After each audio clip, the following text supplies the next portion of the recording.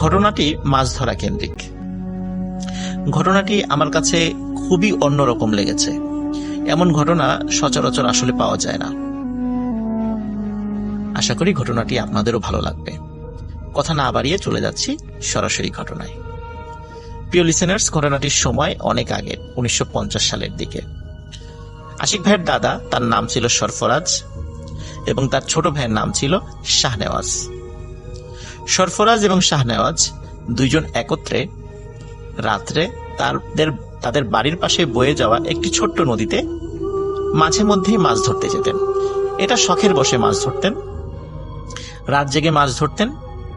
সকালবেলা সেই মাছ পরিবারের জন্য কিছু রাখতেন, আর যদি এক্সট্রা থাকতো তাহলে সেটা বিক্রি করে দিতেন। তো একদিন সরফরাজ, মানে যিনি আশিক ভাইয়ের দাদা, উনি শারীরিকভাবে অসুস্থ ছিলেন, কিন্তু ওই দিন মাছ ধরতে যাওয়ার কথা ছিল দুই ভাইয়ের একসাথে। শাহনেওয়াজ এসে বড় ভাইকে যখন বলে, তখন বড় ভাই নিজের অসুস্থতার কথা জানান এবং তাকে সরফরাজকে বলেন যেন সরফরাজ আজকে মাছ ধরতে না যায়। ওই দিন ছিল আবার পূর্ণিমা। পূর্ণিমাতে নদীতে নাকি ভালো মাছ পাওয়া যায়। তো সরফরাজ কিছুতেই থেকে যেতে রাজি হলেন না। বললেন যে ঠিক আছে, তুমি বাসায় থাকো, আমি একাই মাছ ধরতে যাব। কিন্তু শাহনেওয়াজ উনি বলছেন, মানে সরফরাজকে যখন এটা বললেন শাহনেওয়াজ, তখন সরফরাজ যিনি আশিক ভাইয়ের দাদা, তিনি বললেন না, তুমি একা যাইবা, কোনো সমস্যা যদি হয়। তখন সরফরাজের এই কথা শুনে শাহনেওয়াজ বললেন যে না, আমি দোয়া কালাম জানি, আমার তেমন কোনো সমস্যা হবে না। তো ঠিক আছে, শাহনেওয়াজ উনি মাছ ধরতে চলে গেলেন। নদীটার কথা একটু বলে রাখি। নদীটা ছোট্ট নদী, এপাশ থেকে ওপাশ নৌকা চালিয়ে যেতে সর্বোচ্চ 10 মিনিট সময় লাগে, এবং চাঁদের আলোতেও এপার থেকে ওপার স্পষ্ট দেখা যায়। অনেকেই নদীতে মাছ ধরতে আসেন রাতের বেলা, একটু দূরে দূরে তারা জাল পাতেন। তো সেই দিনও যেহেতু পূর্ণিমা ছিল, বেশ অনেকেই মাছ ধরতে এসেছেন। বেশ দূরে দূরে নৌকাগুলো আছে, নৌকাতে আলো জ্বলছিল। শাহনেওয়াজও উনি মাছ ধরছেন। মাছ ধরতে ধরতে এতটাই মগ্ন হয়ে পড়েছিলেন, চারদিকে যে কি হচ্ছে উনি কিছুই বুঝতে পারেননি। একসময় হঠাৎ উনি ফিল করেন নৌকাটা অস্বাভাবিক রকমের দুলছে। উনি চারদিকে তাকিয়ে দেখেন বড় বড় ঢেউ আর অথই পানি। চারদিকে শুধু পানি আর পানি দেখা যায়, কোনো কুল কিনারা দেখা যাচ্ছে না। সরফরাজ ভাই উনি তো সাথে নাই যেহেতু, এজন্য শাহনেওয়াজ ওই সময়ে ভয় পেয়ে যান যে কি ব্যাপার, কোথায় আসলাম। তখন দ্রুত উনি আয়াতুল কুরসি পড়ে শরীরে ফু দেন এবং নৌকাতে ফু দিয়ে নৌকা বন্ধ করে ফেলেন। শাহনেওয়াজ যখনই নৌকাটা বন্ধ করে ফেলেছে, গম্ভীর শব্দে একটি কণ্ঠস্বর তার কানে ভেসে আসে যে কি রে, মাছ কি তোরা একাই খাবি, আমাদেরকে কিছুই দিবি না? শাহনেওয়াজ ভাবে কি ব্যাপার, কথা বলে উঠল কে? নিশ্চয়ই অনেকক্ষণ ধরে মাছ টাছ ধরেছে, সে কানে ভুল শুনছে। আর আশেপাশে যে অথই পানি দেখছে এটাও মনে হয় ভুল। সে ওই নদীতেই আছে, যেহেতু সে নৌকা চালাই নাই, বইটা তেমন ভাবে সে বায় নাই, সুতরাং এত দূরে সে কিভাবে আসবে? এত দূরে আসার তো কোনো সম্ভাবনাই নাই। সুতরাং এই সবগুলো তার চোখের ভ্রম হচ্ছে এবং কানে সে ভুল শুনছে। এরপর আবারও একই কণ্ঠস্বর ভেসে ওঠে এবং শাহনেওয়াজ শুনতে থাকেন, কি রে, মাছ কি তোরা একাই খাবি, আমাদেরকে দিবি না? তখন শাহনেওয়াজ সত্যি সত্যি ভয় পেয়ে যান। তিনি সমস্ত শক্তি দিয়ে নৌকা চালিয়ে যে কোনো একটা জায়গায় যাওয়ার চেষ্টা করতে থাকেন, কিন্তু তিনি জানেন না তিনি কোথায় যাবেন, কারণ চতুর্দিকে শুধু পানি আর পানি, কুল কিনারা দেখা যাচ্ছে না। উনি নৌকা বেয়ে কোথায় যাবেন? তারপরও উনি চেষ্টা করতে থাকেন যে কোনো একদিকে যাওয়ার জন্য, কিন্তু অদ্ভুত ব্যাপার, নৌকা 1 ইঞ্চিও সেখান থেকে আগাতে পারে না তারা। শাহনেওয়াজ যখন আপ্রাণ চেষ্টা করছে, তখন হঠাৎ শাহনেওয়াজ দেখতে পায় নৌকার চতুর্দিকে বেশ কিছু মানুষের মতো মাথা, কিন্তু সেই মাথাগুলো আকারে বেশ বড়, সেগুলো নৌকার চতুর্দিকে ভেসে ওঠে। একজন কথা বলছে শাহনেওয়াজের সাথে, বলছে, নৌকাটা তো তুই বন্ধ করে দিলি, আমাদেরকে মাছ দে, আমরাও মাছ খাই, তোর ভালো হবে। তখন শাহনেওয়াজ বলছে, না, আমি এত কষ্ট করে মাছ ধরি, তোমাকে কেন মাছ দিব। ওদের সাথে তর্কাতর্কি শুরু করে দিয়েছে। শাহনেওয়াজ দেখে যে নৌকার চতুর্দিকে 12টি মাথা, তার মানে 12টা জিনের একটি দল সেখানে আছে। তখন জিনদের যে সর্দার, সে শাহনেওয়াজকে বলে, তুই তো আজকে মারা যাবি, তোকে আমরা ছাড়বো না। তখন শাহনেওয়াজ বলে যে, ওরে আহম্মক, তুই কি ভুলে গেছিস একটু পরে ফজরের আজান হবে, তখন তুই তো আমার কিছুই করতে পারবি না, তুই তো এখান থেকে চলে যেতে বাধ্য। তখন ওই জিনের সর্দার রাগ করে বলে ওঠে যে, ফজরের আজান হলেও তোকে এমন ভাবে অদৃশ্য করে এখানে রেখে দেব যে এখান দিয়ে যত লোকই যাক না কেন কেউ তোকে দেখতে পাবে না, কিন্তু তুই সবাইকে দেখতে পাবি। তখন শাহনেওয়াজ আরো ভয় পায় যে আসলেই তো এদের সাথে ঝামেলা করে পারা যাবে না। তখন শাহনেওয়াজের মাথায় একটি বুদ্ধি খেলে যায়। শাহনেওয়াজের বাবার কাছ থেকে শেখা একটি দোয়া পড়ে তার মাথায় থাকা পাগড়িতে একটি গিট দিয়ে এই 12 জনের মধ্যে একটি জিনকে সে আটকে ফেলে। ওদিকে জিনের সর্দার তার সাথে তো হম্বি তম্বি করছে যে তোকে তো মেরে ফেলবো। তখন শাহনেওয়াজ বলে, তুই তোর দলের সদস্যদের একটু গুনে দেখতো তোরা কয়জন। তখন সর্দার বলে 12 জন। বলে আবার গুন। তো সর্দার গুনে দেখে একজন কম।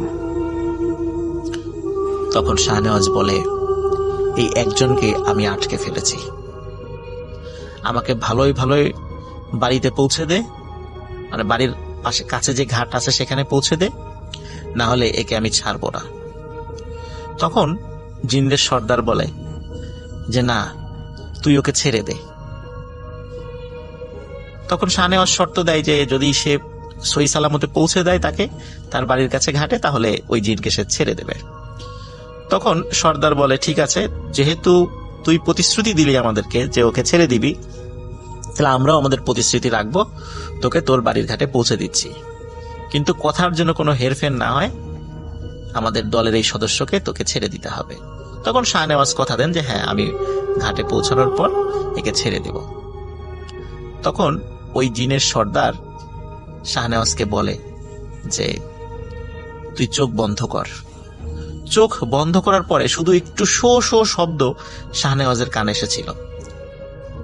কয়েক মুহূর্ত পরেই শাহনেওয়াজকে ওই জিনের সর্দার বলে, এবার চোখ খোল। শাহনেওয়াজ চোখ খুলে দেখে যে সে তার বাড়ির কাছে যে ঘাটটা, নদীর ঘাট, সেখানে নৌকা সহ সে চলে এসেছে।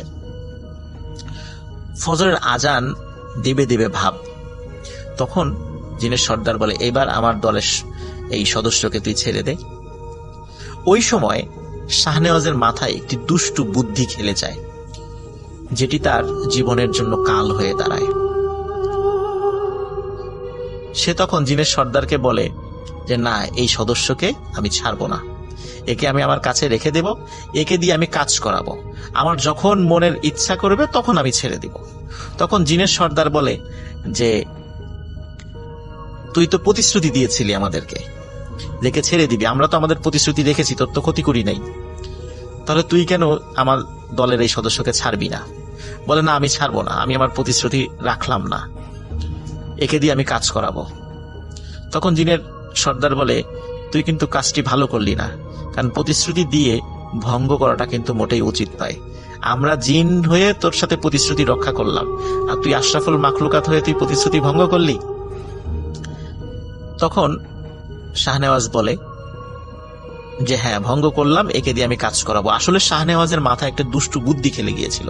সে চিন্তা করেছিল, যেহেতু একে আটকে ফেলেছি, একে দিয়ে আমি কাজ করাবো, এমন একটি প্ল্যান তার মাথায় কাজ করে। কিন্তু আসলে তার এই প্ল্যানটা মোটেও ভালো ছিল না। যাই হোক, শাহনেওয়াজ বাড়িতে চলে আসেন। চলে আসার পর শাহনেওয়াজ চিন্তা করে যে বড় ভাইকে বিষয়টা বলবো, তিনি কি মনে করবেন। তখন বড় ভাইকে উনি কিছু বলেন না, বরং বড় ভাইকে গিয়ে মানে বড় ভাই যিনি সরফরাজ, যিনি আশিক ভাই দাদা, তাকে গিয়ে বলেন যে বড় ভাই, তোমার কষ্ট করে রাতের বেলা মাছ ধরতে যাওয়ার দরকার নাই, আমি একাই মাছ ধরবো, কোনো সমস্যা নেই, তুমি বাসায় থাকো। তো বড় ভাই বলে যে কি ব্যাপার, আমরা একসাথে মাছ ধরতাম, তুমি আবার কেন একা একা মাছ ধরতে চাচ্ছ? তখন বলে যে না, আমি একাই মাছ ধরবো, তুমি দেখবা যে অনেক মাছ পাচ্ছি আমি। তো বড় ভাই আসলে শুরুর দিকে কিছু মানে বুঝতে পারে নাই, উনি বলে যে ঠিক আছে, তুমি যদি একা মাছ ধরো ধরো, আমার কোনো সমস্যা নেই।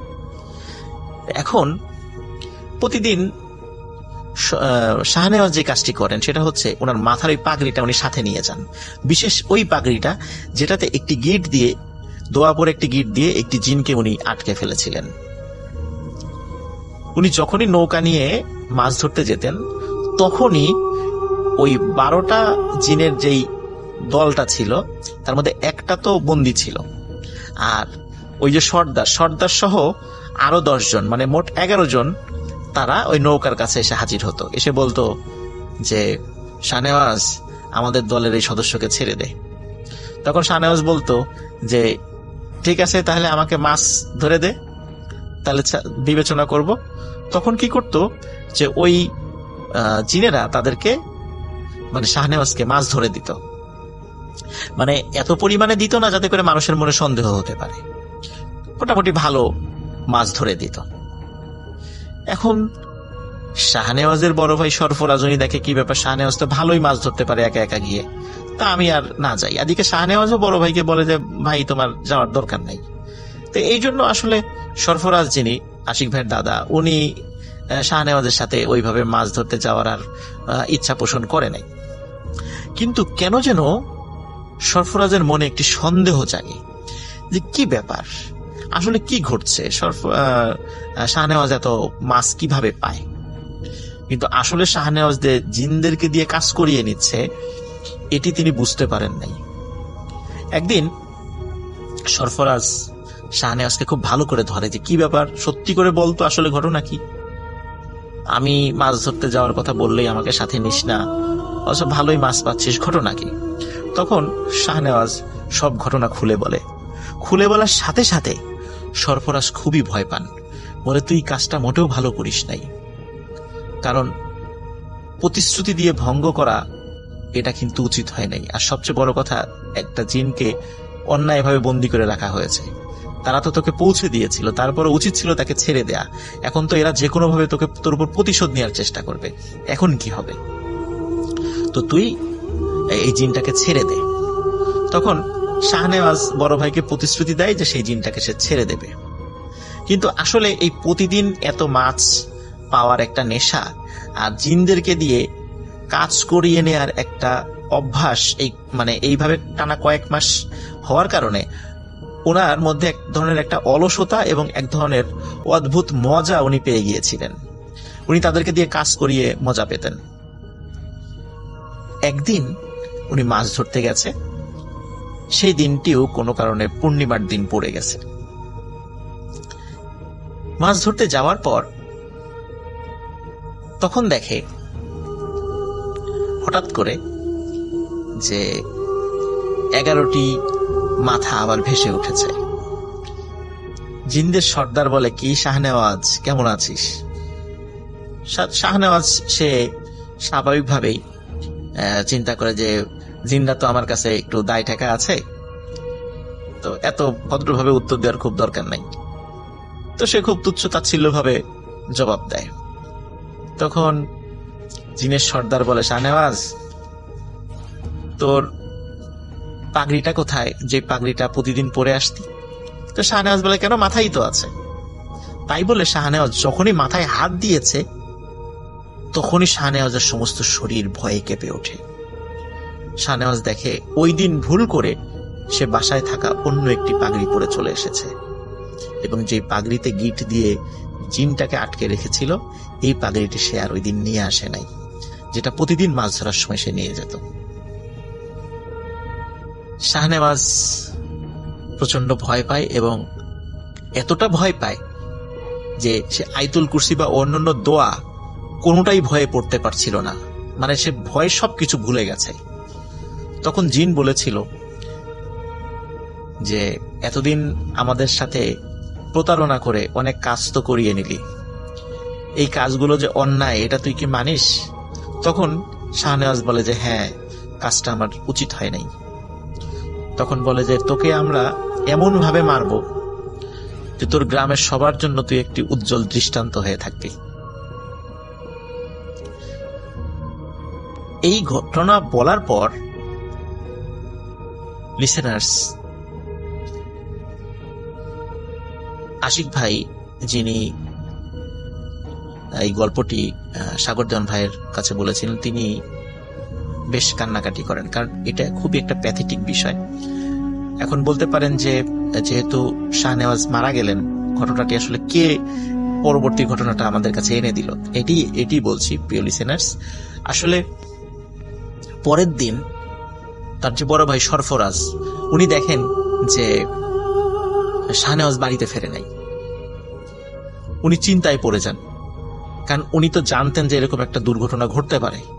শাহনেওয়াজ যদি প্রতিশ্রুতি যেহেতু রক্ষা করে নাই জিনদের সাথে, তো উনি সকালবেলায় অন্যান্য যারা মাঝি মাল্লা যারা আছে, যারা মাছ ধরতে গিয়েছিল জেলে, তাদের সাথে কথা বলা শুরু করে। তারা বলে হ্যাঁ, সরফরাজ তো রাত্রেবেলা গিয়েছিল, কিন্তু তারপরে আমরা তাকে দেখি নাই।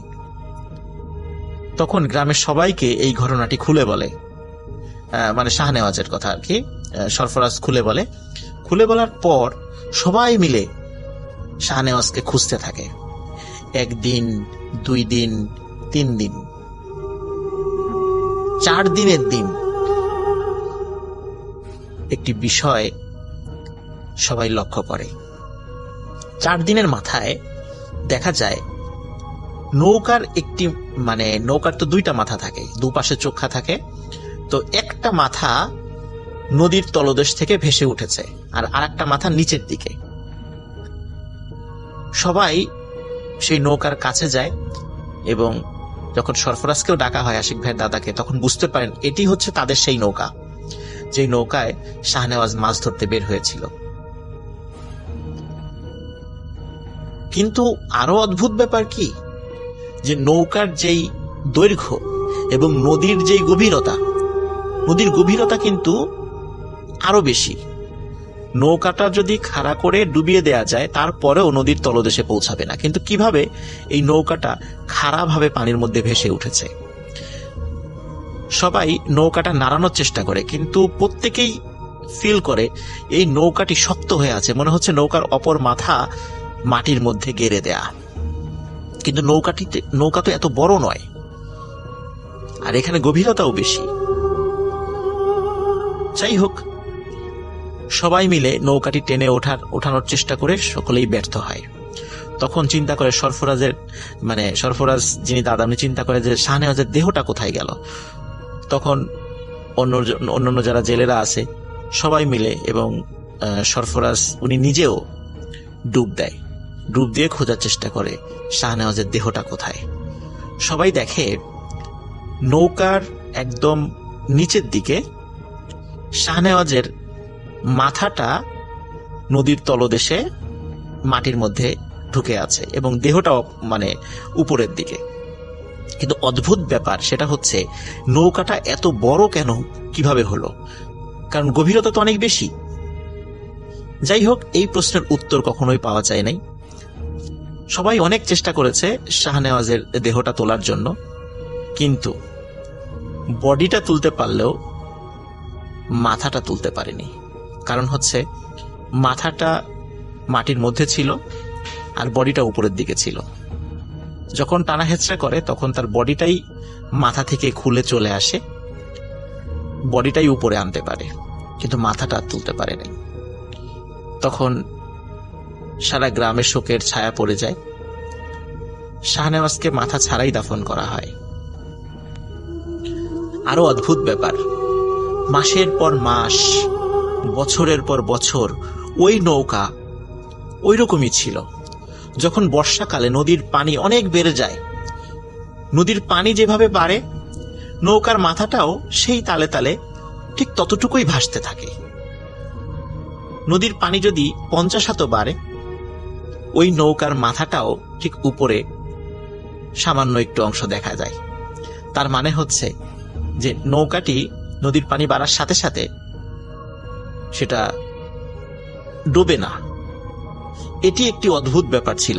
অনেকেই নৌকার যখন বর্ষাকালে অনেক পানি হয়ে গেছে, অনেকেই চিন্তা করেছে তাহলে তো নৌকাটা মনে হয় মাটির থেকে ছুটে উপর দিকে ভেসে আছে, কিন্তু সেটাকে যখন নাড়ানোর চেষ্টা করছে তখন তারা ফিল করেছে না, এই নৌকাটা এখনো মাটির ভেতরেই প্রথিত আছে।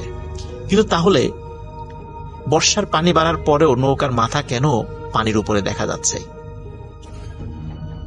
এভাবে অনেক দিন এরকমই ছিল। কোনো একটি খরার সময় যখন পানি, নদীর পানি অনেক কমে যায়, তখন যত কমে যায় নৌকাটা ততটা আস্তে আস্তে নিচে নামতে থাকে। একসময় নদীর পানি যখন শুকিয়ে গিয়েছিল, সেই সাথে নৌকাটিও তলদেশের সাথে চিরতরে মিলিয়ে যায়। বেশ কয়েকজন গর্ত খুঁড়ে নৌকার অস্তিত্ব খোঁজার চেষ্টা করলেও ওই নৌকার অস্তিত্ব আর কখনো খুঁজে পাওয়া যায় নাই। আর ওই দিন থেকে, যেই দিন থেকে শাহনেওয়াজ তার মৃত্যু হয়েছিল, ওই দিন থেকে ওই সেই পাগড়ি, যে পাগড়িতে একটি জিনকে গিট দিয়ে আটকে রাখা হয়েছিল, ওই পাগড়িটা আর খুঁজে পাওয়া যায় নাই। দুঃখজনক ব্যাপার হচ্ছে যে আশিক ভাইয়ের পরিবারের সাথে এখনো কিছু অদ্ভুত ঘটনা ঘটে চলে। ওই জিনেরা এখনো আশিক ভাইয়ের পরিবারকে ছাড় দেয় নাই। যখন আশিক ভাইয়ের এই দাদা আর কি, সরফরাজ, তার ছোট ভাই শাহনেওয়াজ মারা গেলেন, পরবর্তীতে একজন হুজুরের মাধ্যম দিয়ে যখন এই জিনদেরকে হাজির করা হয়েছিল, তখন ওই রাত্রে কি ঘটনা ঘটেছিল জিনরাই নিজের মুখে স্বীকার করেছিল। সেখান থেকেই আসলে ওই দিন শাহনেওয়াজের মৃত্যু কিভাবে হয়েছিল সেটি জানা গিয়েছিল। প্রিয় লিসেনার্স, এই ঘটনা থেকে আমরা একটা বিষয় জানতে পারি, সেটা হচ্ছে যে প্রতিশ্রুতি যদি কাউকে, সে হোক মানুষ বা হোক জিন, যদি দেয়া হয় তাহলে অবশ্যই সেটি রক্ষা করাটা দায়িত্ব হয়ে পড়ে।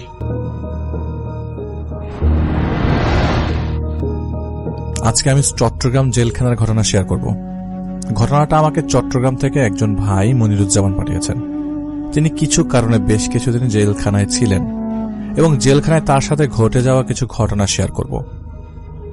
আমি জেলখানায় থাকাকালীন সময়কার ঘটনা। তখন দুর্গাপূজার ষষ্ঠমী কি অষ্টমী হবে, প্রায় মধ্যরাত। হঠাৎ করে জেলখানার ওয়ার্ড নম্বর 19 হতে বিকট হইচইয়ের শব্দ ভেসে আসলো। ঠিক এমন ভাবে যেই এই জেনে হেতারে লেঙ্গুনি ধরেছে এমন প্রায় অনেক সময় ধরে হইচই হওয়ার পর চুপচাপ হয়ে যায় সবকিছু। পুরো পরিবেশে একদম থমথমে, পিন ড্রপ সাইলেন্স। ওয়ার্ডের মিয়া সাহেবকে অনেকবার ডাকার পরেও সে ভয় আর আসেনি। এরপর আমরা সবাই ঘুমিয়ে যাই। সকালে উঠে নাস্তা পানি খেয়ে হাত মুখ ধুয়ে আমরা ওয়ার্ড হতে বের হয়ে যাই। এরপর বাইরে বের হয়ে সবাইকে জিজ্ঞেস করি, আচ্ছা কালকে রাতে ওয়ার্ড নম্বর 19-এ কি হয়েছিল, এত হইচই কেন হচ্ছিল, আর এই লেঙ্গুনিটাই আবার কে? তখন সেই ওয়ার্ড নম্বর 19 থেকেই একজন নিচ থেকে এগিয়ে এসে বলে যে, ভাই আমি মফিজ, আমি কালকে টয়লেটে গিয়েছিলাম একটু, তো কাজ শেষ করে আমি যখন মাত্রই উঠে দাঁড়ালাম ঠিক তখনই দেখতে পেলাম সাদা শাড়ি পরা একটা রক্তচক্ষু বেশ লম্বা চুলের, হাতের নখগুলো বড় বড় লম্বা একজন মহিলা এসে আমার গলা টিপে ধরল। গলা টিপে ধরে সেই অবস্থায় আমাকে তুলে ফেলল। ঠিক সেই সময় নাকি বাথরুমের দিকে কেউ একজন যাচ্ছিল আর গঙ্গানোর মতো করে শব্দ পাচ্ছিল। সে বাথরুমের দিকে অগ্রসর হতেই নাকি দেখতে পায় মফিজ নামের যে লোকটা হাওয়ায় ভেসে আছে আর তার পা দুটো কোনো কিছু থেকে মুক্তি পাওয়ার জন্য ছটফট করছে, যেমনটা ফাঁসির মঞ্চে ছটফট করে। ছোড়াছুড়ি করছিল পাটা। মফিজের এমন অবস্থা থেকে উদ্ধার করার জন্য মিয়া সাহেবদের অনেক ডাকাডাকি করলেও তারা কেউই নাকি ভয়ে কোনো সাড়া দেয়নি এবং কোনো প্রকার সাহায্যের হাত বাড়িয়ে দেয়নি। এরপর ওয়ার্ড নম্বর 19-এর সকল লোকজনদের ডাকাডাকি করা হয় সাহায্যের জন্য এবং এভাবেই মূলত সেই দিন ওয়ার্ড নম্বর 19 থেকে হইচইয়ের উৎপত্তি ঘটে। ঘটনাটা মফিজের মুখে শোনার সময় আমি তার গলায় বিশাল বিশাল নখের আঁচড়ের দাগ দেখতে পাই। সাথেই মফিজ আমাকে জানায় কালকে লেঙ্গুনির গলা টিপে ধরতেই নাকি তার গলায় এমন আঁচড় লেগে যায়। এরপর নাকি লোকজনের হইচই এবং সেই লেঙ্গুনি নাকি তাকে সেখানে ফেলে চলে যায়। এরপর তার আর কিছু মনে ছিল না। এরপর পূজা আসছিল, আর লেঙ্গুনির উৎপাত আরো বেড়ে যাচ্ছিল। তখন সে ওয়ার্ডে ওয়ার্ডে গিয়ে উৎপাত শুরু করে দিয়েছিল।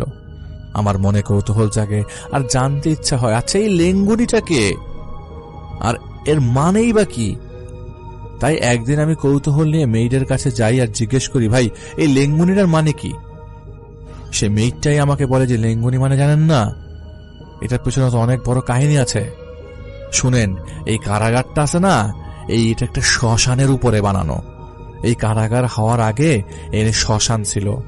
অনেকে অনেক পূজা করত শ্মশানের আশেপাশে, বান টান দিত। কারাগার বানানোর সিদ্ধান্ত হয় পরে। কারাগার তৈরির সময় শ্রমিকদের উপর অনেক নির্যাতন আক্রমণ করা হয়, নির্মাণ কাজে বাধা দেওয়া হয়। কিন্তু সরকারি কাজ কাম হওয়াতে এক প্রকার বেশ পাওয়ারেই কারাগারটা তৈরি হয়ে যায়।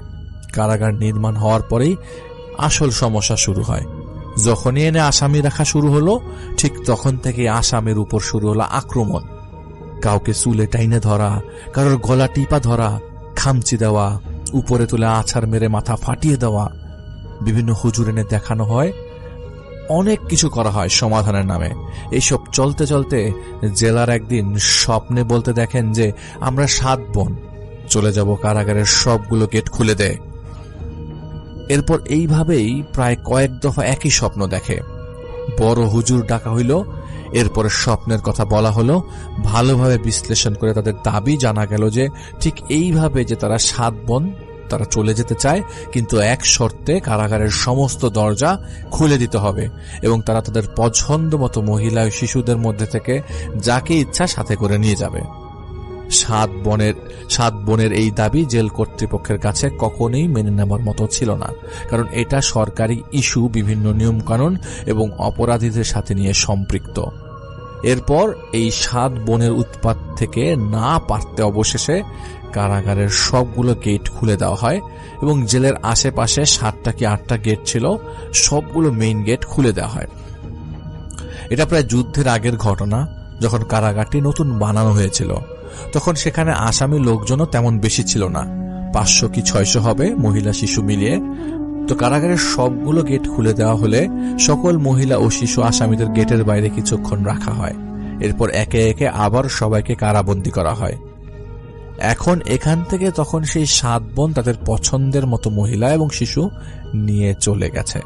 কিভাবে কাকে নিয়েছে এবং তাদের মধ্যে কয়জনই বা চলে গেছে সেটা জানার মতো কোনো উপায় ছিল না। কয়েকদিন যাওয়ার পর কারাগারে আবার সেই আগের মতো উৎপাত, কান্না করতে করতে হেঁটে হেঁটে কে যেন চলে যেত। মধ্যরাত হলেই শুধু কান্না আর হেঁটে হেঁটে যাওয়ার শব্দ।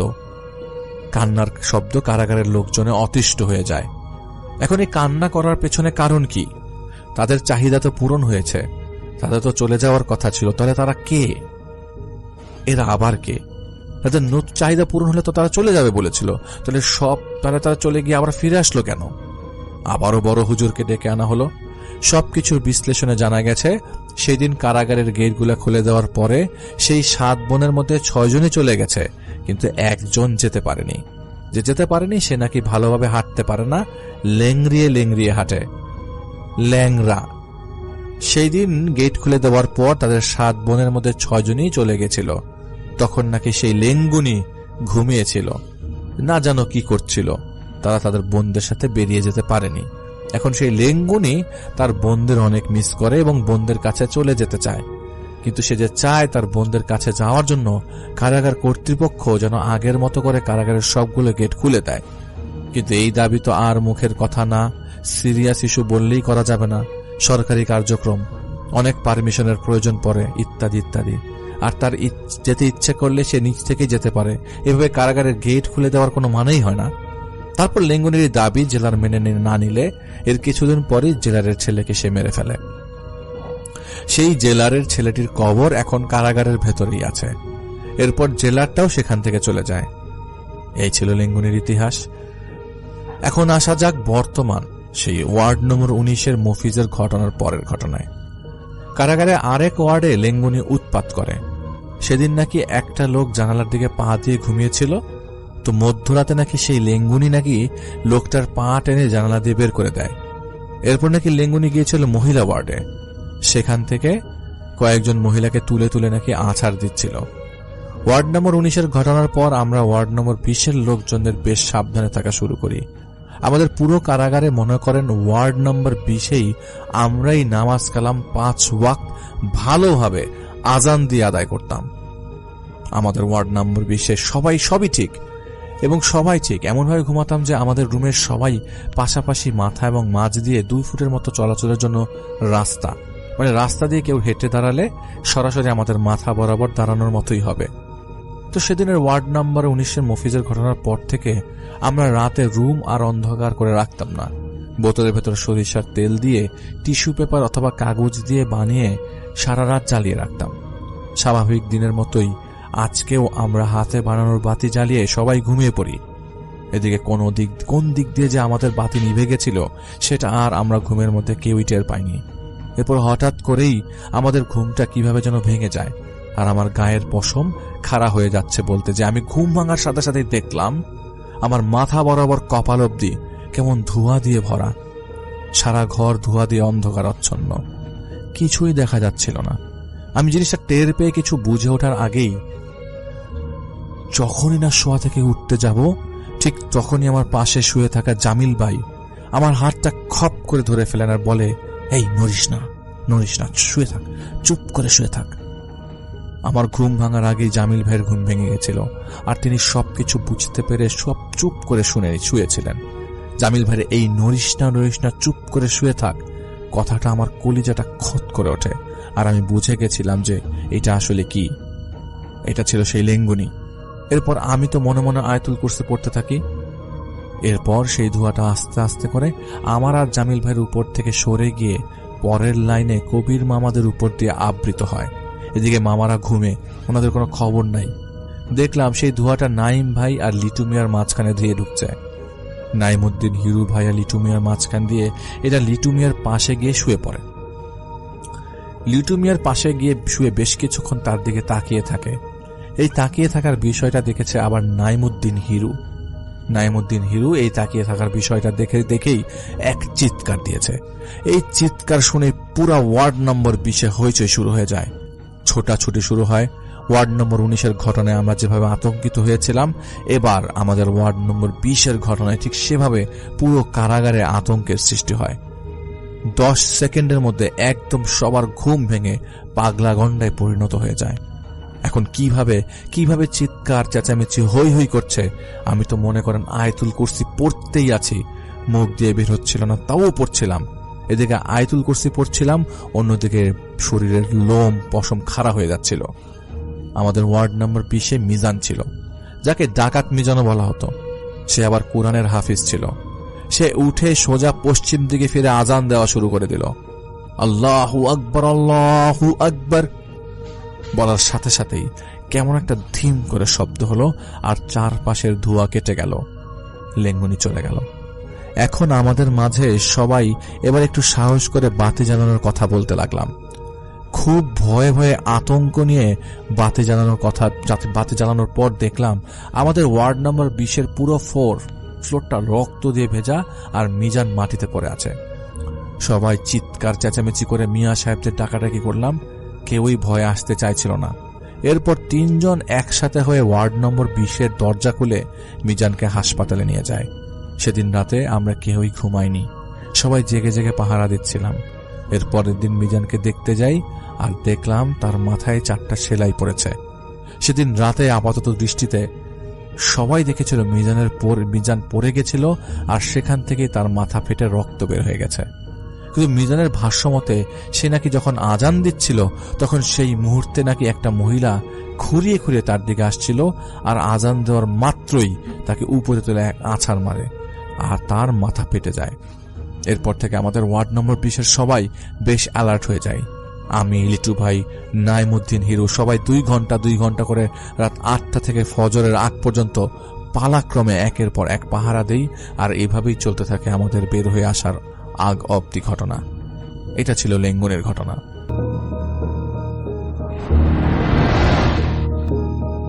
প্রিয় লিসেনার্স, এখন যে ঘটনাটি আপনাদের সাথে শেয়ার করব, এই ঘটনাটি আমাদেরকে যিনি দিয়েছেন তার নাম মুজাহিদুল ইসলাম মেহেদী। উনি বর্তমানে সরকারি তিতুমির কলেজের অনার্স 3য় বর্ষে অধ্যয়নরত রয়েছেন। ঘটনাটি উনি শুনেছেন ওনার ছোট খালার কাছ থেকে, অর্থাৎ ছোট আন্টির কাছ থেকে। সেই আন্টির নাম নাইমা। ঘটনার সময়কাল 1999 সালের মে বা জুন মাসের মাঝামাঝি সময়।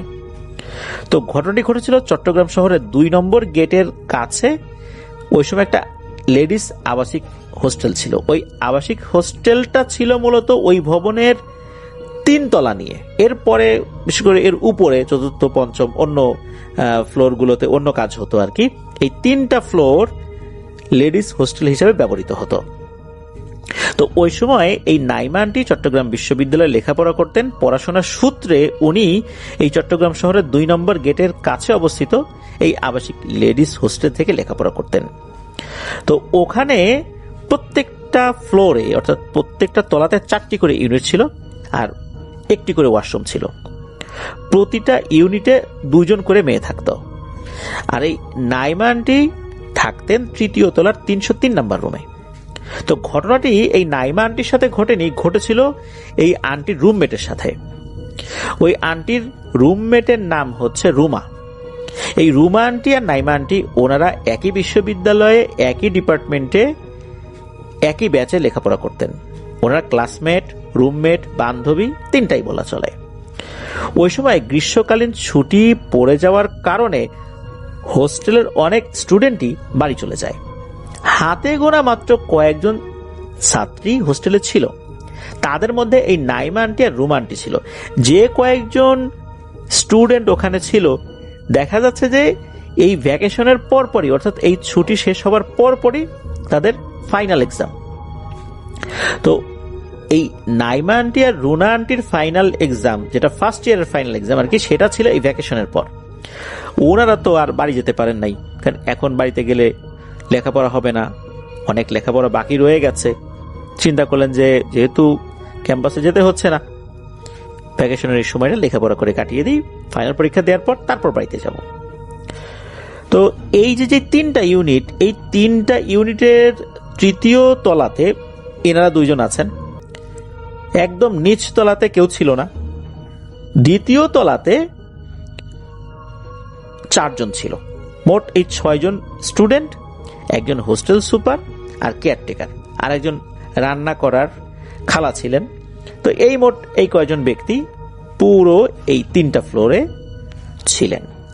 যারা স্টাফ, যেমন হোস্টেল সুপার, কেয়ারটেকার, ওনাদের তো আসলে হিসাবের ভিতর ধরা যাবে না, কারণ ওনারা তো এটা দেখাশোনা করবেন।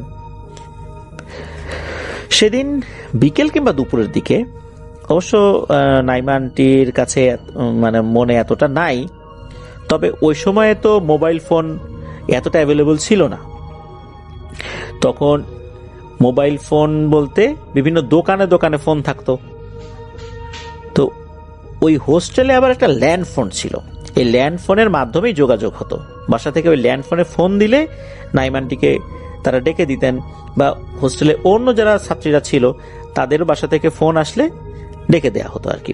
তো ওই ল্যান্ড ফোনে ফোন আসে, ফোনটা করেছিলেন নাইমা আন্টির আম্মু।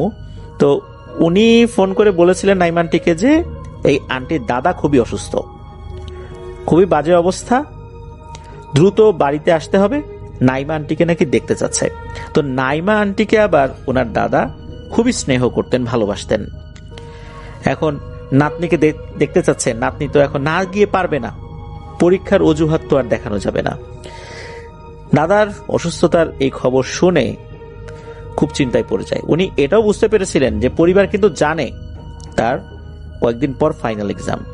অবস্থা সিরিয়াস না হলে কিন্তু জরুরি ভিত্তিতে টেলিফোন করে তাদের জানানোর কথা না, আসতে বলার কথা না। উনি বুঝতে পারলেন সিরিয়াস কিছু হয়তো বা হতে পারে, আল্লাহ না করুক। এই জন্য উনি আর দেরি না করে বাড়ির দিকে রওনা দিয়ে দেন। এখন এই 3য় তলাতে রুমা আন্টি একদমই একা, আর কেউ নাই।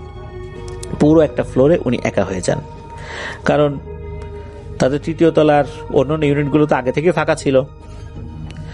তো এভাবেই তো অল্প কয়েকজন মাত্র ব্যক্তি আছেন এখানে।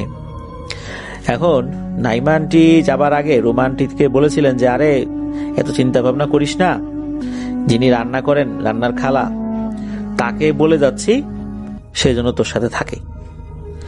আর এখন আকাশের অবস্থা ভালো না, দ্রুত আমাকে বের হয়ে যেতে হবে।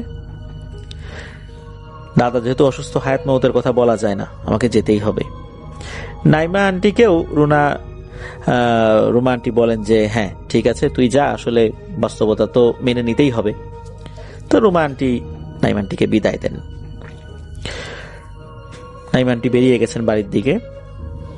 তো এখন ওই দিন আবার বিকেল থেকে গুড়ি গুড়ি বৃষ্টি। সন্ধ্যার পরেই প্রচন্ডভাবে মেঘের গর্জন আর বজ্রপাত হচ্ছে লাগাতার। রাত 8টার পরে বা 9টার আগে হঠাৎ করে ইলেকট্রিসিটি চলে যায়, বিস্তীর্ণ এলাকা বিদ্যুৎ বিচ্ছিন্ন হয়ে যায়। 1999 সালের দিকে হোস্টেলগুলোতে এরকম জেনারেটর বা চার্জার লাইট বা আইপিএস এর ব্যবহার এতটা ছিল না। ওই হোস্টেলেও জেনারেটর ব্যবস্থা ছিল না। তাই রুমা আন্টি যখন রুমে হারিকেন জ্বালিয়ে বই পড়ছিলেন, তখন হঠাৎ করে একটা ঘন্টা বাজানোর আওয়াজ উনি শুনতে পান। তার মানে ডিনারের সময় হয়েছে। ওই সময় নাকি ঘন্টা বাজিয়ে খাবারের জন্য ডাকা হতো। খাবার রান্না কমপ্লিট, নিচে যেতে হবে ডিনার করার জন্য রুমা আন্টিকে। তো রুমা আন্টি হারিকেনটি সাথে করে নিয়ে নিচে নেমে আসেন। তারপর রুমা আন্টি ডিনার করে আবার উপরে উঠে আসেন। হঠাৎ করে রুমের দরজায় কড়া দেওয়ার শব্দ শুনতে পান রুমা আন্টি। রুমা আন্টি যখন ঘড়ির দিকে তাকান তখন রাত 10:30টার মতো বাজে, বেশি রাত না। তারপর ইলেকট্রিসিটি নাই, তো বেশি রাত বলে মনে হচ্ছে। তো রুমা আন্টি জিজ্ঞেস করেন যে কে ওখানে। দরজার ওপার থেকে বলে আমি নাইমা, দরজা খোল। রুমা আন্টি তো বেশ অবাক হন। তারপর রুমা আন্টি আর কিছু না ভেবে তাড়াতাড়ি দরজা খুলে দিয়ে দেখে সত্যি নাইমা আন্টি এসেছে। রুমা আন্টি তো পুরোই অবাক হয়ে যান। তারপর রুমা আন্টি বলেন কিরে তুই বাড়ি যাস নাই, ফিরে এলি যে? তখন এই নাইমা আন্টি বলছেন যে আগেতে রুমে ঢুকতে দে, একটু জিরাতে দে, দম ফেলতে দে, তারপর সব কথা বলি। দরজার বাইরে দাঁড়িয়ে রেখে কি সব জিজ্ঞেস করবি নাকি? নাইমা আন্টি যখন রুমে ঢুকেছেন, তো রুমা আন্টি খেয়াল করেন নাইমা আন্টির কাপড় চোপড় একেবারে শুকনো, কোথাও কোনো কাদা পানি বৃষ্টির ছিটা ফোটাও লাগেনি। তখন রুমা আন্টি নাইমা আন্টিকে জিজ্ঞেস করেন কিরে বাইরে এত ঝড় বৃষ্টি হচ্ছে, তুই তো দেখি একদম শুকনো অবস্থায় চলে আসছিস, এক ফোঁটা পানিও তোর গায়ে পড়েনি। তখন নাইমা আন্টি হেসে বলেন যে আরে এত কিছু তুই খেয়াল করিস, তাহলে শোন, আমি বাস স্টেশনে গেলাম, তারপর বাস স্টেশনের যাত্রীর ওয়েটিং রুমে বসেছিলাম। তারপর এই বৃষ্টি বাদলের কারণে বাস আর ছাড়বে না। অল্প কিছু যাত্রী ছিল, এই কয়জন যাত্রী নিয়ে বাস আর যাবে না। আমার তো আজকে যাওয়া হচ্ছে না, তাই ওখান থেকে সরাসরি একটা ট্যাক্সি নিয়ে হোস্টেল গেটের সামনে এসে নামলাম। তখন এই রুমা আন্টি বলে তুই তো গেছিলি অনেকক্ষণ আগে, তুই সাথে সাথে বাস পাস নাই? এরকম লোডশেডিং বজ্রপাত এরকম তো হচ্ছে তো সন্ধ্যারও বেশ কিছুক্ষণ পর থেকে। বাস স্টেশন পৌঁছানোর পর উনি নাকি শুনেছিলেন যে ঝড় বৃষ্টির কারণে লেট হবে। এখন ঝড় বৃষ্টি তখন শুরু হয় না, এইভাবে গুড়ি গুড়ি বৃষ্টি হচ্ছে। এই কথাটা যখন রুমা আন্টি শুনলেন নাইমা আন্টির কাছ থেকে, ওনার মনের মধ্যে একটু খটকা লাগে। উনি এটাও বলেন যে বাস কাউন্টারের লোকেরা নাকি রাত 9টা পর্যন্ত অপেক্ষা করতে বলেছিল। তো রাত 9টার মধ্যে তো যাত্রী ওরকম আসে নাই, এদিকে ঝড় বৃষ্টি শুরু হয়েছে, এই জন্য আর কি বাস ছাড়ে নাই, এরকমটাই বলেছিলেন আর কি। তারপর যাত্রীরা যারা ছিলেন, এরা বাস কাউন্টারে যারা দায়িত্বে ছিলেন তাদের সাথে বেশ উত্তপ্ত বাক্য বিনিময় করে বকাঝকা করে তারা যে যার মতো চলে গেছেন। নাইমা আন্টিও চলে আসছেন। নাইমা আন্টি বলেন যে আমি আর রাত্রে খাবো না রে। রুমা আন্টি বলেন কেন খাবি না? খাবার তো মনে হয় আছে, বেশি করে রান্না করছিল, বেঁচে আছে। তখন এই নাইমা আন্টি নাকি রুমা আন্টিকে এক প্রকার ধমকেশ্বরই বলেন যে সব কথার উত্তর কি তোকে দিতে হবে নাকি? খাবো কি খাবো না, খাবো না খাবো না, এত প্রশ্ন করিস কেন? আমার অনেক ঘুম পাইছে, আমি শুয়ে পড়লাম। এই বলে উনি শুয়ে পড়েন। আর নাইমা আন্টি ওই রুমা আন্টিকে বলেন তুইও শুয়ে পড়, এত লেখাপড়া কিসের, ঝড় বৃষ্টির রাতে ঘুমা। এদিকে রুমা আন্টি কিন্তু নাইমা আন্টির ব্যবহারে খুবই অবাক হন। এইভাবে তো কখনো নাইমা আন্টি তার সাথে কথা বলেন নাই। আর এতক্ষণ পর উনি যে বাইরে থেকে আসলেন, হাত মুখও ধুইলেন না। এইটা কিন্তু ওনার স্বভাবের বিপরীতে ছিল। নাইমা আন্টি বাইরে থেকে আসার পরপরই হাত মুখ ধুয়ে ফ্রেশ হতেন। এটা ওনার একটা অভ্যাস ছিল। হাত মুখ না ধুয়ে উনি খাবার খেতেন না, হাত মুখ না ধুয়ে উনি বিছানার উপর উঠতেন না। কিন্তু উনি বিছানার উপর শুয়ে পড়লেন হাত মুখ না ধুয়ে, এতক্ষণ উনি বাইরে ছিলেন। এইটা তো কেমন হয়ে যায় না? তখন রুমান্টি চিন্তা করছেন যে মনে হয় উল্টাপাল্টা তার সাথে কথা বলা হয়ে গেছে, রাগ করছে, এই জন্য শুয়ে পড়ছে। তো রুমান্টি দেখেন যে নাইমা আন্টি তার বেডে গিয়ে কাঁথা মুড়ি দিয়ে শুয়ে পড়েছে। তো রুমান্টিও নিজের বেডে গিয়ে শুয়ে পড়েছে। যদিও বা তখন গরমকাল ছিল, কিন্তু এই যে বৃষ্টি, বজ্রপাত, আবহাওয়াটা বেশ ঠান্ডা ছিল, এই জন্যই কাঁথা গায়ে দিয়ে শুয়ে পড়েছেন। এইভাবে বেশ কিছুক্ষণ সময় কেটে যায়। হঠাৎ করে রুমা আন্টির ঘুম ভেঙে যায়। ওনার ওয়াশরুমে যাওয়ার প্রয়োজনীয়তা দেখা দেয়। তো সেই যে ইলেকট্রিসিটি গেছে সন্ধ্যার বেশ কিছুক্ষণ পর, ইলেকট্রিসিটি কিন্তু আসে নাই। রুমা আন্টি বেডের পাশে থাকা হারিকেনের আলোটা বাড়িয়ে নাইমা আন্টিকে প্রথমে ডাক দিয়েছেন যে সে ওয়াশরুমের দিকে যাবে কিনা, কারণ বাইরে প্রচন্ড বৃষ্টি হচ্ছে, তখন বজ্রপাতের শব্দ হচ্ছে খুব মারাত্মক। এই রুমা আন্টি আবার বজ্রপাতের শব্দকে খুব ভয় পায়। নাইমা আন্টিকে এই কারণে ডাকছিলেন, তুই একটু আসবে আমার সাথে। 2-3 বার ডাকার পরও নাইমা আন্টি কোনো সাড়া দেয় না। তখন রুমা আন্টি চিন্তা করছেন যে সেই কখন বের হয়েছে, অনেক ধকল গেছে, অনেকক্ষণ বসেছিল ওয়েটিং রুমে, এই জন্য হয়তোবা ঘুমটা বেশি হয়ে গেছে ক্লান্তির কারণে, থাক আমি একাই যাই। তো উনি হারিকেন নিয়ে ওয়াশরুমের দিকে যাত্রা শুরু করেছেন। তখনও কিন্তু ঝুম বৃষ্টি এবং বজ্রপাত হচ্ছে। রুমান্টির ভয়ও লাগছে। আর ওই ফ্লোরে একটাই ওয়াশরুম। তো উনি ওয়াশরুমের সামনে এসে দাঁড়িয়েছেন। যখন রুমান্টি ওয়াশরুমের দরজাটার লক খুলেছেন, তখন হারিকেনের আলোতে উনি দেখতে পান যে ওয়াশরুমের যেই কমোড, ওইটার 2 সাইডে রক্ত মাখা 2টি পা। পাগুলোর সাইজ ছিল পায়ের এরকম, যে পায়ের আঙ্গুল থেকে শুরু করে হাঁটু পর্যন্ত, আসলে কোনো অংশ নাই। হাঁটু থেকে অনর্গল রক্ত পড়ছে। রুমা আন্টি এসব দেখে একটা চিৎকার দিয়ে দৌড়ে রুমে চলে আসেন। এসে নাইমা আন্টিকে ডাকতে শুরু করেন। নাইমা ওট ওট বলতে থাকে, আর বলছে যে আমি না ওয়াশরুমে 2টা রক্ত মাখা পা দেখেছি। তখন নাকি এই নাইমা আন্টির শরীর, মুখ কাঁথা দিয়ে মোড়ানো ছিল। তারপর নাকি এই নাইমা আন্টি রুমান্টিকে বলে, এই রুমা দেখতো। তখন রুমান্টি দেখে যে এই নাইমা আন্টি ধীরে ধীরে তার পায়ের কাছ থেকে কাঁথাটি সরিয়ে এই রুমান্টিকে দেখাচ্ছেন, আর বলছেন যে দেখতো তুই এই পাগুলো কি তুই ওয়াশরুমে দেখেছিলি? তখন রুমান্টি দেখেন যে সে পাগুলোই মূলত উনি ওয়াশরুমে দেখেছিলেন, যেগুলো এই নাইমা আন্টির পায়ের সাথে নেই, অর্থাৎ তার হাঁটু থেকে নিচের অংশে কিছুই নেই, সেখানে রক্ত টপ টপ করে পড়ছে। উনি এটা দেখে এক চিৎকার দিয়ে জ্ঞান হারিয়ে ফেলেন। ওই রাত্রে আসলে নাইমা আন্টি উনি বাড়িতে পৌঁছে গিয়েছিলেন। উনি হোস্টেল ফেরতই আসেন নাই। উনি ঠিকঠাক মতোই বাসে করে চলে গিয়েছিলেন। কোন একটা অশরীরই ওনার রূপ ধরে এসেছিল। তো যখন রুমা আন্টির জ্ঞান ফেরত আসে, রুমা আন্টি দেখতে পান হোস্টেলের সুপার, তারপরে নিচতলার আরো একজন স্টাফ, তারপরে যেই কয়েকজন স্টুডেন্ট ছিল ওখানে, তারা তার পাশে দাঁড়িয়ে আছে। তখনও নাকি রুমা আন্টির ভয় কাটেনি। রুমা আন্টি তখন কাঁপতে কাঁপতে বলতে থাকে যে ওয়াশরুমে রক্ত মাখা পা। এই বলে নাকি উনি আবার জ্ঞান হারিয়ে ফেলেন। এরই মধ্যে ল্যান্ড ফোনে নাইমা আন্টির সাথে যোগাযোগ করা হয়। তখন নাইমা আন্টির সাথে কথাও হয়। সব কথা শোনেন নাইমা আন্টি। উনি তো বলেন না আমি তো চলে আসছি। তো এরপর কিন্তু রুমা আন্টি অসুস্থ হয়ে পড়েন। তাকে চট্টগ্রামের একটা সরকারি হসপিটালে ভর্তি করানো হয়েছিল। তার পরিবারের লোকজন এসেছিল। সপ্তাহখানেক পরে রুমা আন্টি কিছুটা স্বাভাবিক হন। রুমা আন্টি আরো বিস্তারিতভাবে বলেন। প্রথম দিকে তো একটু কাপা কাপা গলায় বলেছিলেন। এ কথা শোনার পর হোস্টেলের সবাই খুব অবাক হন, কারণ ইতোপূর্বে এই ধরনের কোনো ঘটনা ওই হোস্টেলে ঘটেনি। এটাই প্রথম। ওখানে কিন্তু এর আগে কোনো ধরনের প্যারানরমাল কোনো কিছুর উপস্থিতি টেরও পাওয়া যায় নাই।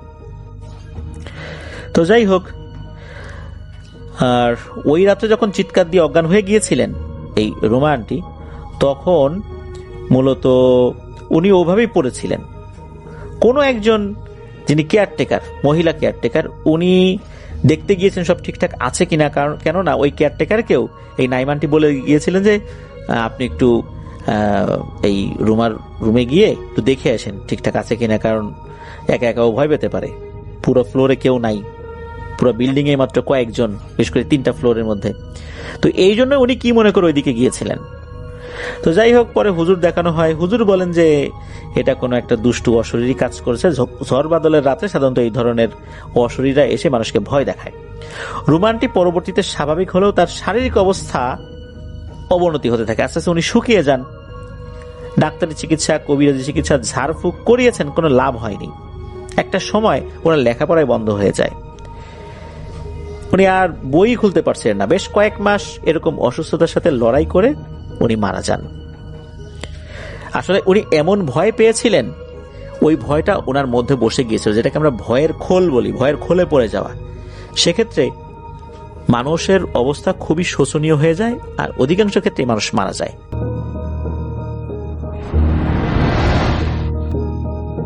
ঠিক তখনই ঘরের দেয়াল ঘড়ির দিকে চোখ যেতেই আমার শির দ্বারা বেয়ে একটা শীতল স্রোত নেমে গেল। ঘড়ির কাঁটা দুটো উল্টো দিকে, অর্থাৎ পেছনের দিকে তীব্র গতিতে ঘুরছে। আর তখনই আমার ঠিক পাশে শোয়া জলিল সাহেবের শরীর থেকে একটা খসখসে চেরা আওয়াজ বের হতে লাগলো। আমি চমকে উঠে ওনার দিকে তাকাতেই দেখলাম সেখানে কোনো জ্যান্ত মানুষ নেই। ওনার পুরো শরীরটা শুকিয়ে একদম কাঠ হয়ে গেছে, আর ওনার এই উপরে দেওয়া চোখ দুটোর কোটার থেকে হাজার হাজার কালো মাছি ভন ভন করে বের হয়ে আমার মুখের উপর এসে পড়েছে। ওনার সেই কঙ্কালসার হাতটা হুট করেই আমার মুখটা শক্ত করে চেপে ধরল, যাতে আমি চিৎকার করতে না পারি। তারপর ওনার সেই চোয়ালটা অস্বাভাবিকভাবে নিচে ঝুলে গিয়ে একটা পচা লাশের গন্ধে ছড়াতে ছড়াতে ফিসফিস করে বলল, আজ ডাক্তার বাবু ইঞ্জেকশন দিতে ভুলে গেছেন সাইমন।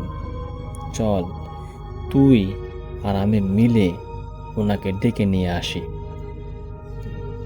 এই ঘটনা ঘটেছিল 2024 সালের আগস্ট মাসের শেষের দিকে।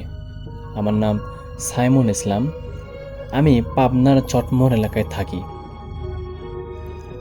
তখন আমার মেজো খালু তীব্র লিডারের সমস্যায় ভুগছিলেন এবং ওনাকে পাবনা সদর হাসপাতালের 4 তলার ওয়ান স্টপ ক্রাইসিস ইউনিটের পাশের একটা 2 বেডের বিশেষ ক্যাবিনে ভর্তি করা হয়েছিল। সেদিন ছিল একটা গুমোট শনিবার। খালুর অবস্থা একটু স্থিতিশীল থাকায় আম্মু আর খালামণি বাসায় ফিরে গিয়েছিলেন, আর রাতে ওনার পাশে অ্যাটেন্ড হিসাবে থাকার দায়িত্ব পড়েছিল আমার ওপরে। ক্যাবিনে মাত্র 2টা বেড ছিল। একটা বেডে আমার খালু ঘুমাচ্ছিলেন, আর অন্য একটা বেড ফাঁকা ছিল।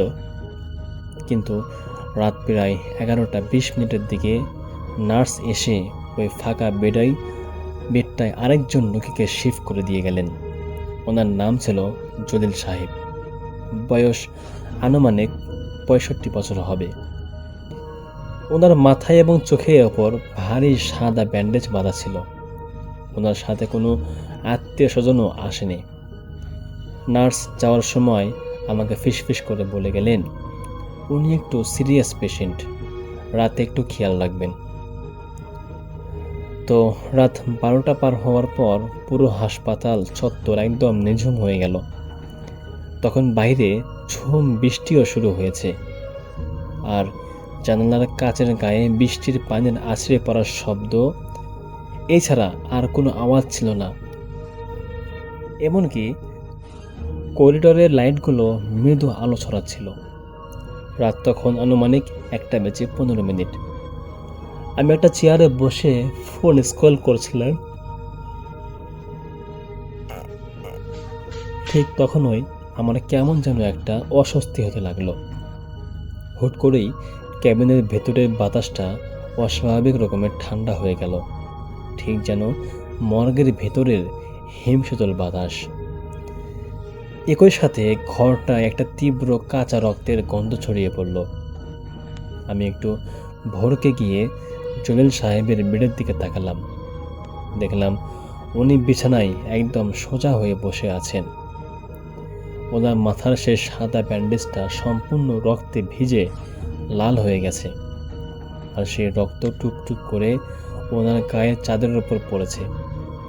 আমি ভয় পেয়ে সিট থেকে উঠে দাঁড়িয়ে বললাম, জলিল সাহেব, আপনার ব্যান্ডেজ দিয়ে তো রক্ত পড়ছে, আমি কি ডাক্তার ডাকবো? উনি কোনো কথা বললেন না, শুধু ওনার মাথাটা খুব ধীর গতিতে আমার দিকে ঘোরালেন।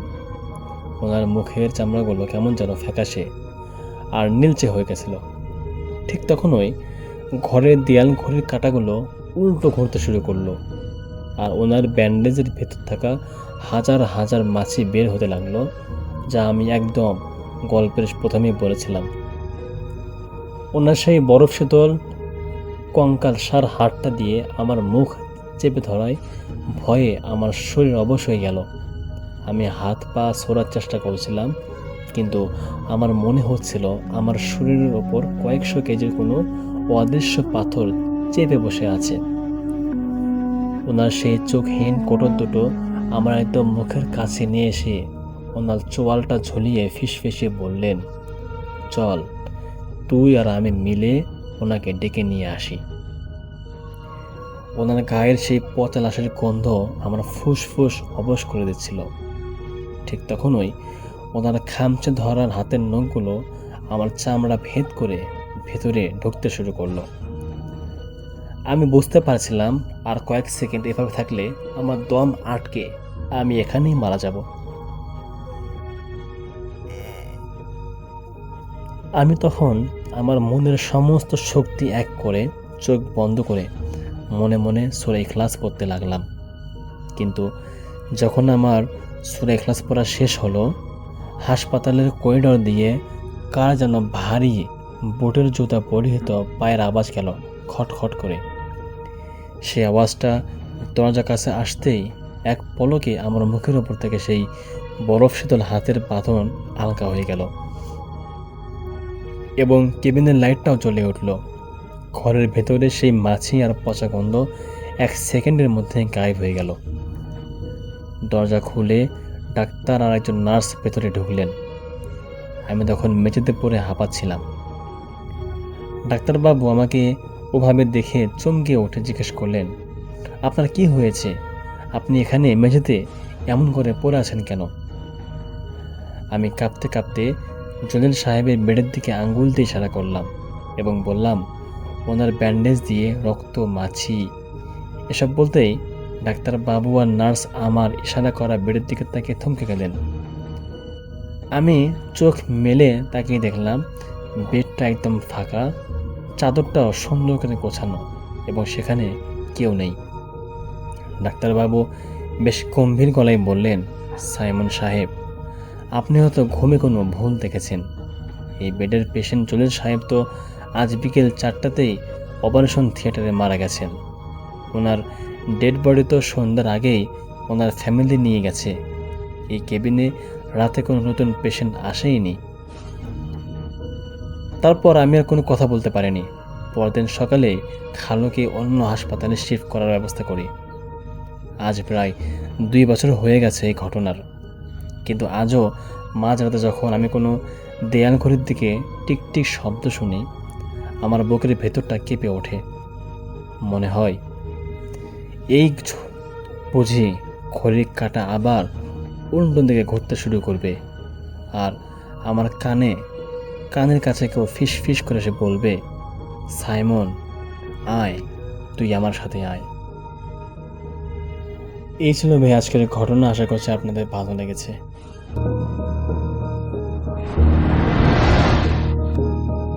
তো রায়হানের ঘটনায় আমি চলে যাচ্ছি। 90-এর দশকের ঘটনা। রায়হানের মামা সুজনের সাথে ঘটনাটি ঘটেছিল।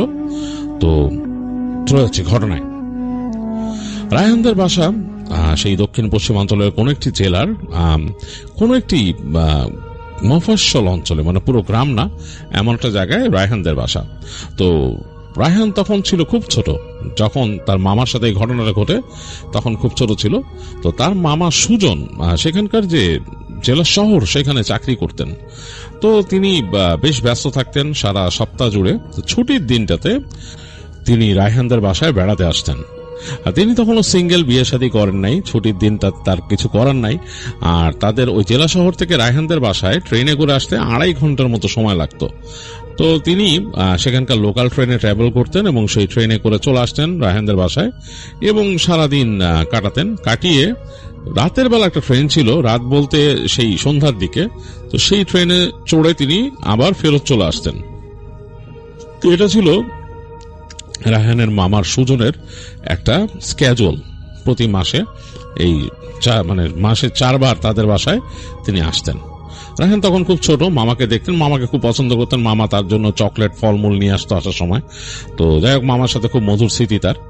তো একবারকার একটা ঘটনা তার মামার সাথে ঘটে। সে ছোটবেলায় দেখে যে মামা 1 সপ্তাহ আসার পরে তিনি ছোটখাটো তার কানে খবর আসতে থাকে যে মামা অসুস্থ, মামাকে জিনে ধরছে। এটা তিনি শোনেন এবং তার কাছে এটা খুব কিউরিয়াস ব্যাপার মনে হয় ছোটবেলায়, যে মামাকে জিনে ধরছে, এটা কেমন কথা, মামা কেমন। তো তাকে ভয় দেখাতো। আবার তাদের বাসায় তার ফুপু ছিল, সে ভয় দেখাতো যে তোর মামা এসে কিন্তু তোর এরকম ঘাড় ধরবে, তোর মামারে জিনে ধরছে। তো রায়হান খুব ভয় পেত তখন চিন্তা করলে। মামার সেই সুন্দর হাস্যোজ্জ্বল মুখটা মনে পড়তো আর তার মন খারাপ হয়ে যেত তখন। যাই হোক, পরবর্তীতে ঘটনাটা রায়হান পুরো শোনে, তো সেটাই সে শেয়ার করেছে। যেটা হয়েছিল, রায়হানের মামা ওই দিন তাদের বাসায় আসে, যথারীতি তিনি একেবারে সকালে রওনা দেন। সকালের যে প্রথম দিকে যে ট্রেন, সেটাতে করে চলে আসেন তাদের বাসায় এবং দুপুরের মধ্যে তাদের বাসায় পৌঁছান। সেখানে এসে তিনি সময় কাটান, খাওয়া দাওয়া করেন, দুপুরে নামাজ কালাম পড়েন, পড়ে তাদের বাসায় গল্প গুজব, খুব ভালোই সময় কাটতো তার মামার আসলে আর কি। এরকম হয়ে সন্ধ্যার পরে তিনি তাড়াতাড়ি বিদায় নিয়ে চলে যান। তো ওই দিন তিনি বিদায় নিয়ে বের হয়েছেন, এগুলো কিন্তু রায়হান পরে শুনেছে তার পরিবারের মানুষের কাছে। তো ওই দিন তিনি বের হয়েছেন বাসা থেকে কথাবার্তা বলে তার মার কাছ থেকে বিদায় নিয়ে, এবং ওখানে তিনি ওই লোকাল ওখানকার যে ছিল, রিক্সা ছিল, সেটা করে চলে যেতেন ট্রেন স্টেশনে। তো সেখানে চলে গেছেন, গিয়ে দেখতেছেন যে ট্রেন ছাড়ি করছে, একেবারে ছেড়ে যাবে, লোকাল ট্রেন ওখানে যায়। তো তিনি উঠে বসলেন সেটাতে, ট্রেন চলা শুরু করলো। তো ট্রেন চলছে, রায়হানের মামা যথারীতি যেটা করেন, যদি ভিড় থাকে তাহলে দাঁড়িয়ে থাকেন, এক সময় অনেক সব বসার জায়গা পাওয়া যায়। তো বসে তিনি তার মতো, ওখানে একটা নিউজ পেপার ছিল, সেটা তিনি পড়ছিলেন নিয়ে। হালকা ট্রেনের ভেতরে আলো বেশি স্ট্রং না, যেহেতু লোকাল ট্রেন, আর মানুষজন আছে, যতটুকু পারছেন তিনি পড়ছেন, কনসেন্ট্রেট করার চেষ্টা করতেছেন। তো এই সময় তার একটু পেটে চাপ পড়ে, প্রকৃতির ডাকের চাপ। তো এটাতে পড়াতে তিনি একটু আনইজি ফিল করা শুরু করেন। তো তিনি হেঁটে হেঁটে যান, ওই লোকাল ট্রেনেও একটা বাথরুম আছে, সেই বাথরুম তিনি দেখেন। তো বাথরুমটা দেখে তার আসলে রুচি হয় না, খুব খারাপ অবস্থা ওইটার। তো তিনি চিন্তা করেন যে একটু কষ্ট করে আমি চেপে যেতে থাকি আর কি। তো ট্রেন চলছে। তো একটা জায়গায় এসে ট্রেনটা থেমে যায় আস্তে আস্তে, দেখা যায় করে ট্রেন থেমে গেছে। তো ট্রেন থেমে যাওয়ার পরে শীতের সময় কিন্তু বেশ ঠান্ডা, এর জন্য তার কষ্টটা একটু কম হচ্ছে। তো ট্রেনের ভেতরে বেশ উষ্ণ, কিন্তু ওই দরজা দিয়ে বা জানালা দিয়ে যে জায়গাটা একটু কেউ ফাঁকা করে রাখছে, হু হু করে বাতাস আসতেছে। আর ট্রেন থামছে, তো কেমন যেন লাগতেছে। তো রায়হানের মামা সুজন, ওনার নাম, উনি বের হয়েছেন। বের হয়ে তিনি উকি দিচ্ছেন ওই গেটের কাছে আর কি। ট্রেন থেকে নামেন নাই, ওই গেটের কাছে এসে উকি দিচ্ছেন, যেখান থেকে বের হয়ে আর কি নামে মানুষ একটা সিঁড়ি দিয়ে, যে বগির মাঝখানে। জিজ্ঞেস করতেছেন কি ব্যাপার। তো ওইখানে কয়েকজন বলতেছেন নিচে দাঁড়ায় গেছে, দেখে যে কয়েকজন নেমে আসছে। সে বলতেছে যে সমস্যা হয়েছে এখানে ইঞ্জিনে, একটু টাইম লাগবে, দেখতেছে ট্রেনের লোক। তো তিনি ওই সময় বেশ আনইজি ফিল করা শুরু করেন। একে তো তার একটা পেটের মধ্যে একটু গন্ডগোল হচ্ছে, তারপর আবার শুনছেন যে ঠিক নাই, ওটা দেখতেছে লোকজন। তো তিনি ওখান থেকে নামেন, 2 পা দিয়ে নেমে যান। ওখানে নেমে দেখেন আরো কিছু মানুষ এখানে দাঁড়াইছে, তারা ওখানে দাঁড়ায় দেখতেছে, করতেছে। তিনি শব্দ পাচ্ছেন আর কি ট্রেনের ইঞ্জিনে, এবং ওখানে শুনতেছেন যে কাজ করতেছে, এবং স্পেসিফিক উত্তর কারো কাছে পাওয়া যাচ্ছে না। তো তিনি চিন্তা করলেন, তার কাছে মনে হলো যে তার পেটের মধ্যে আরো বেশি গোলযোগ শুরু হলো। তো তিনি ওখানে একজনকে বললেন যে ভাই, আমি একটু বাথরুমে যাইতেছি, এদিকে দেখালেন আর কি ঝোপের দিকে। তো একটু বললেন যে ট্রেন যাতে না ছেড়ে দেয়, আবার আমি আসতেছি, এক্ষুনি আসতেছি। তো এটা বলে তিনি, তার কাছে একটা পানির বোতল ছিল, সেটা নিয়ে তিনি তাড়াতাড়ি সামনে চলে যান। সামনে গিয়ে তিনি দেখেন যে ওখানে ঝোপঝাড়, তিনি দেখতেছেন যে তিনি কোথায় যেতে পারেন। এদিকে তার পেটে বেশ সমস্যা হচ্ছে। তো তিনি হাঁটতে হাঁটতে আর একটু সামনে গিয়ে দেখেন যে একটা এরকম রাস্তার মতো চলে গেছে, চিকন রাস্তা, সেটাই রেল লাইনের দিকে আসছে। তো তিনি ওই রাস্তাতে নেমে যান। রাস্তা একটা আইলের মতো আর কি। তো আইল দিয়ে হেঁটে যাচ্ছেন, তো তার কাছে একটু অস্বস্তি লাগতেছে, কারণ আইলের এক পাশে হচ্ছে ক্ষেত, মানে মানে মাঠের মতো, এবং এগুলো ঠান্ডা পড়ে কুয়াশায় ছেয়ে গেছে। তো একটু অস্বস্তি ফিল করতেছেন। এরকম করতে করতে তিনি ডান দিকে দেখলেন বেশ গাছপালা, বেশ ঝোপের মতো আর কি, মানে ওখানে আবার হেঁটে ঢোকার মতো অবস্থা। তিনি ডান দিকে ওইটাতে ঢুকে গেলেন। ঢুকে যায় তিনি একটু খেয়াল করতেছেন, দেখলেন যে একটা জায়গায় তিনি বেরিয়েছেন, ওখানে বড় একটা গাছ আছে, বেশ বড়, এবং গাছের পাশে একটা মানে এরকম ফাঁকা জায়গা, মানে একটু ফাঁকা জায়গার মতো আর কি। তো তিনি গাছের আড়ালে চলে গেলেন এবং তিনি খুব অস্বস্তির সহ তার নিজের কাজ সারলেন ওইখানে বসে। তো উনি যখন তার কাজ সেরে যখন উঠতেছেন ওখান থেকে, এই সময় তিনি শব্দ পেলেন ট্রেনের হুইসেল এবং ট্রেন ইঞ্জিন চলার শব্দ, খটখট খটখট খটখট খটখট। তার একদম আত্মা উড়ে গেল, কিরে ভাই ট্রেন এখান থেকে এরকম রওনা দিয়ে দিল, মানে তিনি একদম থতমত খেয়ে গেছেন। তো তিনি তাড়াতাড়ি ওখান থেকে দৌড় দিয়েছেন, তার কাজকর্ম শেষ, তিনি পরিষ্কার পরিচ্ছন্ন হয়ে গেছেন, তিনি দৌড় দিয়েছেন। দৌড় দিয়ে বেরোতে বেরোতে তিনি যখন নাকি ওই আইল ধরে উঠতেছেন, তখন দেখতেছেন ট্রেন চলে যাচ্ছে, এবং ট্রেনে তিনি চিৎকার করলেন ওইখান থেকে। কিন্তু ওই ট্রেনের যে শব্দ, লোকাল ট্রেনের যে শব্দ, এটাতে ওনার চিৎকারের কোনো আগামাথাই ওখানে পাওয়া গেল না, এবং বেশ শব্দ করে ট্রেন চলে গেল সামনে। ইন দ্য মিন টাইম তিনি চলে আসছেন একেবারে কাছে, লাস্ট বগিটা তার থেকে বেশ খানিকটা দূরে, মানে তিনি রেল লাইনের পাশে পৌঁছাইতে পৌঁছাইতে লাস্ট বগিটা একদম অনেক দূরে চলে গেছে। তিনি ওখানে দাঁড়ায় অনেকক্ষণ চিৎকার করলেন, গলা ছেড়ে চিৎকার করলেন, কিন্তু তার চিৎকার কেউই শুনল না। তিনি হাত নাড়লেন অনেকক্ষণ, সেটাতেও কাজ হলো না। তারপর তিনি পকেট থেকে তার একটা ছোট্ট এরকম একটা পেন্সিল টর্চ, না আরো চিকন একটা টর্চ লাইট ছিল তার কাছে, জাস্ট ব্যাটারি ফিট হয় একটা এরকম, ওইটা তিনি রাখতেন আর কি নিজের কাছে প্রয়োজনের সময়। তো ওইটা দিয়ে তিনি আলো মারলেন, কোনো কাজ হলো না, ট্রেন ওই সিগন্যাল দেখলো না, তার ট্রেন চলে গেল। তো মানে সুজন সাহেবের আসলে মাথা তখন একদম মানে অন্যরকম হয়ে গেছে, তিনি মানে বুঝে পাচ্ছেন না তিনি কি করবেন, মানে তার মাথা একদম মানে এলোমেলো হয়ে গেল যে কি করবেন তিনি, তার মাথাটা কাজই করতেছে না। ভাগ্য ভালো যে তার পিঠে একটা ছোট ব্যাগ ছিল, সেটা রয়ে গেছে তার পিঠে, মানে তিনি তো হাতে কিছু নিয়ে আসতেন, একটা ছোট ব্যাগ ক্যারি করতেন, তো পিঠের ব্যাগটা রয়ে গেছে পিঠে, মানে ট্রেনের মধ্যে ব্যাগ ছেড়ে আসেন নাই। কি করবেন চিন্তা করতেছেন, একেবারে ট্রেন শব্দ করতে করতে অনেক দূর চলে গেছে, ট্রেনের শব্দ হালকা হয়ে গেছে এই জায়গায়, এখন আর ট্রেনের শব্দ আসতেছে না, রাতের শব্দ পাওয়া যাচ্ছে, দূর থেকে ট্রেনের শব্দ আসছে, ট্রেন অনেক দূর চলে গেছে এর মধ্যে। তিনি তাকায় দেখলেন যে তার মানে যেইখান থেকে তিনি বের হয়েছেন যে গলিটা দিয়ে, তার অপোজিটে একটা বিশাল মানে গাছপালা ঝোপঝাড় একদম ভরা, মানে ওদিকে ঝোপঝাড়ে ঢোকার মতো অবস্থা নেই, এত নিবিড়। তিনি হাঁটা শুরু করলেন, ভয় লাগা শুরু করছে তার কাছে, কেন মানে মানে ওখানে কাকপক্ষীও নাই এরকম একটা জায়গা। তিনি হাঁটতেছেন, রেল লাইনের পাশ দিয়ে হাঁটতেছেন, আর চিন্তা করতেছেন যে কি ব্যাপার। এবং উনি কিন্তু আসছেন একদম শেষ ট্রেনে, এবং এই রাস্তায় তিনি জানেন যে আর কোনো ট্রেন এখন আর আসবে না, রাতে আর কোনো ট্রেন চলে না, ওইটাই ছিল লাস্ট লোকাল ট্রেনের লাস্ট, এবং কোনো আন্তনগর ট্রেন ওই রাস্তা দিয়ে চলে না। তো তিনি মানে বেশ ভয় পেয়ে গেলেন, মানে চলে হয়তো দিনের বেলা, রাতের বেলা কোনো ট্রেন চলে না আর কি। তো তিনি ভয় পেয়ে গেলেন যে তিনি কেমনে পৌঁছাবেন। এখন যদি তিনি রেল লাইন ধরে হাঁটতে হাঁটতে কোনো একটা জায়গা পান, কোনো একটা গ্রাম বা কোনো একটা কোথাও বাজার, এই সময় অলরেডি রাত হয়ে গেছে। তখন খেয়াল করে দেখলেন যে তখন প্রায় 9:30 মতো বাজে, প্রায় অনেক টাইম। এই টাইমের মধ্যে তিনি যে গ্রামের বাজার টাজার গুলো একদম ক্লোজ হয়ে যাওয়ার কথা, শীত পড়ছে, বেশ ঠান্ডা। তো তিনি যে তার গায়ের মধ্যে যে ছিল, মাফলার ছিল, সেটাকে ভালো মতো পেঁচায় নিলেন গলার মধ্যে, মানে একদম মাথা সহ পেঁচায় ফেললেন সুন্দর করে, আর সোয়েটারটার হাতাটা এরকম গোটায় রাখছিলেন, ওটা নামাই দিলেন। নামাই দিয়ে তিনি হাঁটতেছেন, কাঁপতেছেন আর হাঁটতেছেন। চিন্তা করলেন কি করার আছে, এখন হেঁটে যাই সামনে। মানে অন্যরকম একটা পরিবেশ। ডান দিকে দেখা যাচ্ছে মাঝে মাঝে তার ওখানে মানে একদম খোলা প্রান্তর, এবং সেই প্রান্তরের পাশে ক্ষেত খামারি একদম দেখা যাচ্ছে, এবং ঠান্ডা কুয়াশা উড়ে উড়ে যাচ্ছে, মাটি থেকে প্রায় 1-1.5 ফিট পর্যন্ত উঁচা হয়ে গেছে কুয়াশায়, মানে চাঁদও ঢাকা পড়ে যায় মাঝে মাঝে মেঘের আড়ালে, এরকম একটা অবস্থা, আর বেশ অন্যরকম অবস্থা। আর রেল লাইনটা দেখা যাচ্ছে সোজা গিয়ে বেঁকে গেছে, দুই পাশে গাছগাছালি, এবং মাঝে মাঝেই ঠান্ডা বাতাসের একটা ঝাপটা আসতেছে, এই জন্য উনি মাথা ঢাকছেন মাফলার দিয়ে, ঠান্ডা বাতাসের ঝাপটা এসে লাগতেছে কানের মধ্যে। তো তিনি চিন্তা করলেন যে এই রাস্তার মধ্যে কয়টা এরকম স্টেশন আছে, তিনি চিন্তা করতেছেন, মানে আগের কথা মনে করতেছেন আসার সময়। তো তিনি চিন্তা করলেন যে এরকম কয়েকটা স্টেশন তিনি পাইছেন, এর মাঝে একটা স্টেশনে থামতো না ট্রেন, ওইটা মানে এত পুরানো হয়েছে কোনো কারণে ওইটাকে আর মানে ওইটার ট্রেন থামে না, চলে যায় আর কি, ওইটা ছেড়ে চলে যায়।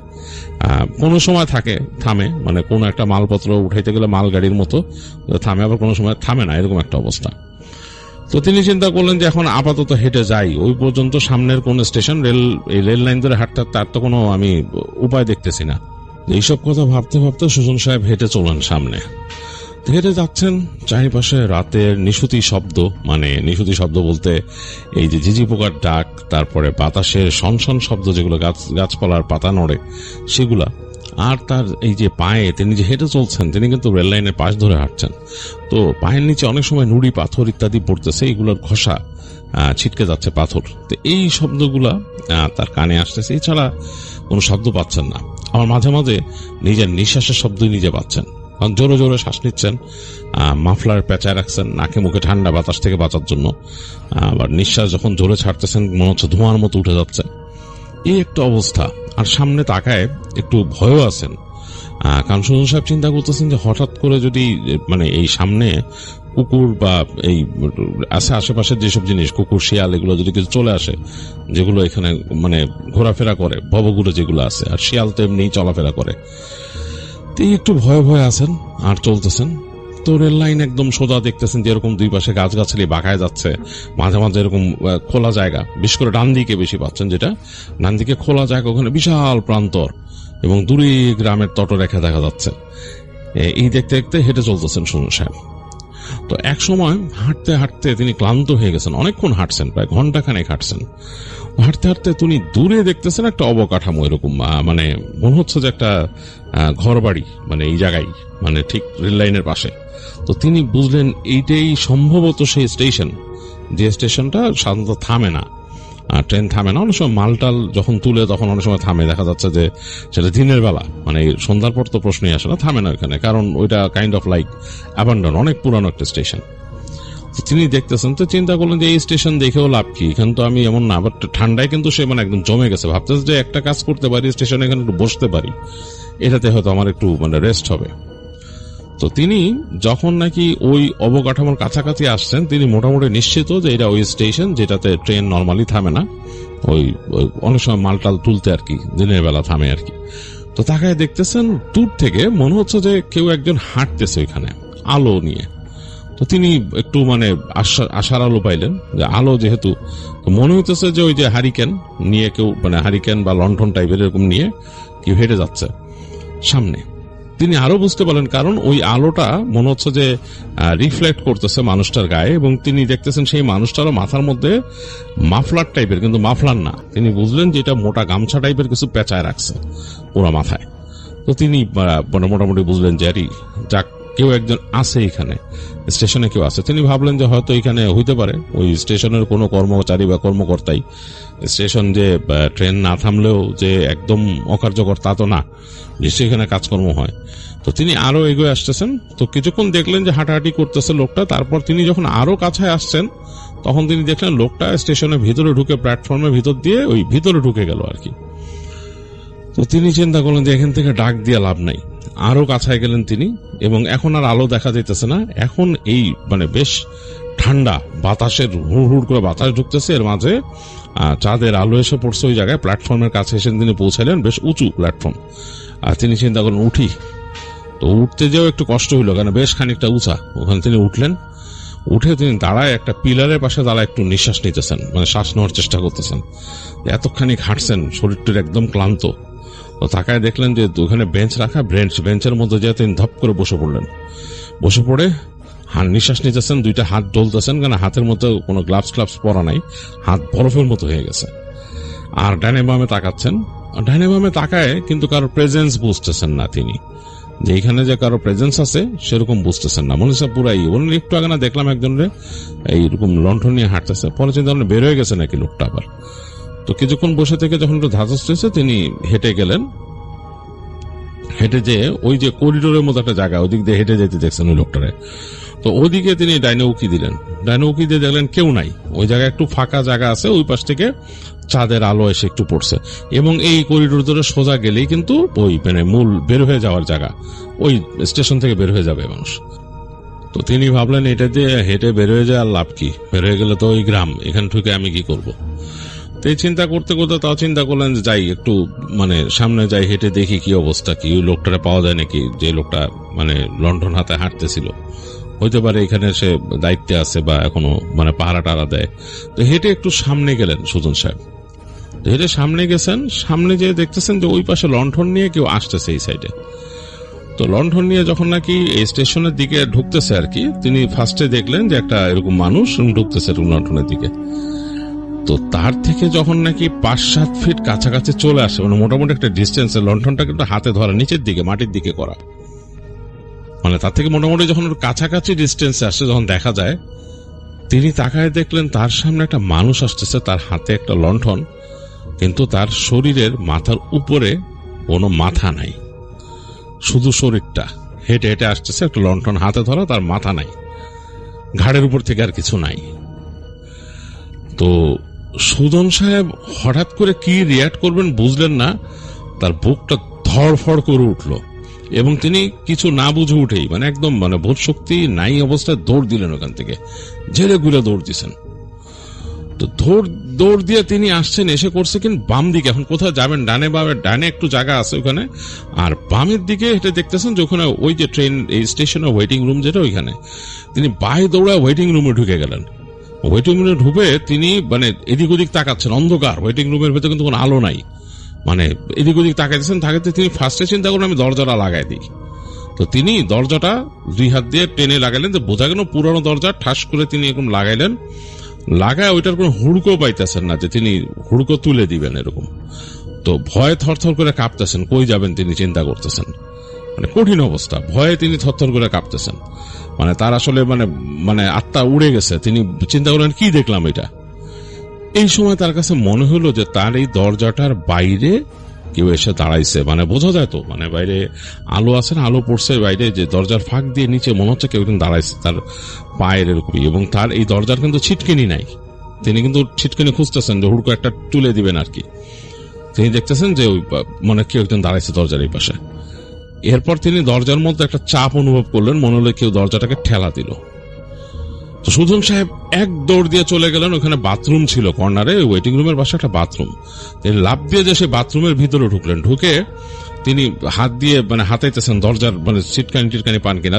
ওই বাথরুমের পেছন দিকে একটা খোলা জায়গা ছিল, এরকম মানে একটা ভেন্টিলেটরের মতো আর কি, সেটার থেকে চাঁদের আলো একটু একটু ঢুকতেছে ভিতরে। তো তিনি বাথরুমের ছিটকানিটা পেলেন, লাগাই দিলেন। লাগাই দেওয়ার পর তার কাছে মনে হলো যে ওই ঘরের মধ্যে দরজাটা খুলে পা ঘষতে ঘষতে কেউ ঢুকলো, মানে যে ঢুকছে তার পায়ের নিচের যে স্যান্ডেল সেটা ঘষে ঘষে ঢুকতেছে আর কি, ফ্লোরে শব্দ হচ্ছে। এবং তিনি আবছা আলো দেখতেছেন নিচে, মনে হচ্ছে ঘরের নিচে আবছা আলো পাচ্ছেন, মানে অ্যাজ ইফ ওখানে কেউ বাতি নিয়ে হাঁটাহাঁটি করতেছে ওয়েটিং রুমটার ভিতরে। তো সুজন সাহেবের বুকের ভিতর ধুপ ধুপ ধুপ ধুপ ধুপ ধুপ ধুপ ধুপ করতেছে, তার মানে হৃৎপিণ্ড মনে খুব স্পিডে চলতেছে। তিনি মানে নিজের হার্টবিট কন্ট্রোল করতে পারতেছেন না, মনে হচ্ছে তার হার্টবিট শুনে ফেলবে কেউ। এই সময় তিনি শব্দ পেলেন যে তার ঠিক দরজার সামনে এসে সেই পায়ের শব্দটা থামলো, মানে পা ঘষে যে চলতেছিল, মানে জুতা ফ্লোরে ঘষে ঘষে সেই ঘষার শব্দটা ঠিক তার দরজার সামনে এসে থামলো। এবং তিনি ফিল করতেছে যে ঠিক দরজার ওই পারে কেউ একটা আছে, মানে কোন একটা অস্তিত্ব আছে। তিনি কিন্তু দরজার এই পাশে, তাদের মধ্যে ডিফারেন্স হচ্ছে এই দরজাটা। তো তার বুকটা ধুক ধুক ধুক ধুক ধুক করতেছে। সুজন সাহেব চিন্তা করতেছে কি দেখে আসছে একটু আগে, মানে তার মাথায় শুধু সেটা ঘুরতেছে যে তিনি একটা মানুষকে দেখছেন যে হাতে লণ্ঠন, কিন্তু তার মাথা নাই, সে হেঁটে আসতেছে। মানে ভয় তিনি নিজেরই করতে পারতেছেন না। তার জানা আছে যে তিনি তো আসলে গ্রামেও বড় হয়েছেন, সেখানে যে মানুষ বলে যে স্কন্ধ কাটা, এটা কিন্তু তিনি শুনছেন সবার কাছে, এই জিনিসটা তার জানা। তিনি বুঝতেছেন যে এরকম কোনো অতি প্রাকৃত জিনিস তিনি দেখছেন। তো তিনি অনেকক্ষণ দাঁড়ায় আছেন, তার হার্টবিট মানে বাড়তে বাড়তে একবার অবস্থা খারাপ, তার মনে হচ্ছে তিনি যে কোনো সময় জ্ঞান হারাবেন। এই সময় তিনি একটা অস্ফুট শব্দ পাইছেন। অস্ফুট শব্দটা কেমন যেন একটা গোয়ানির মতো।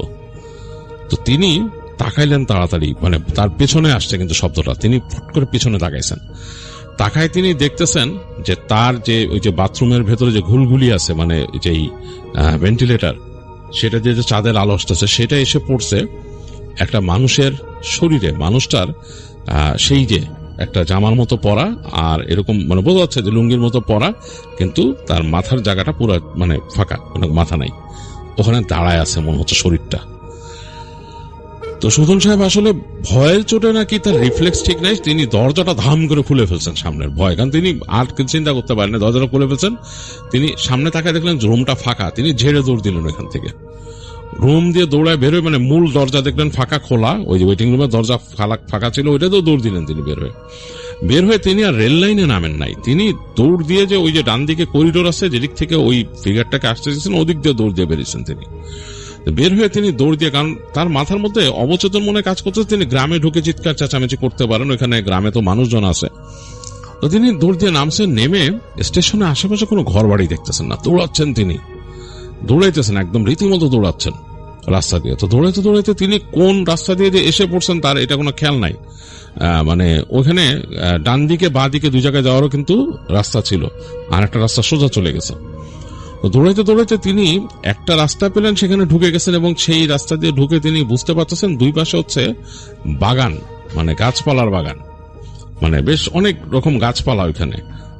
তিনি রাতের বেলা ঠিক মতো মানে করতে পারতেছেন না, ঠাউর করতে পারতেছেন না কি গাছ কি, ডালপালা অনেক আছে, এরকম ইসের মধ্যে দিয়ে তিনি যাচ্ছেন।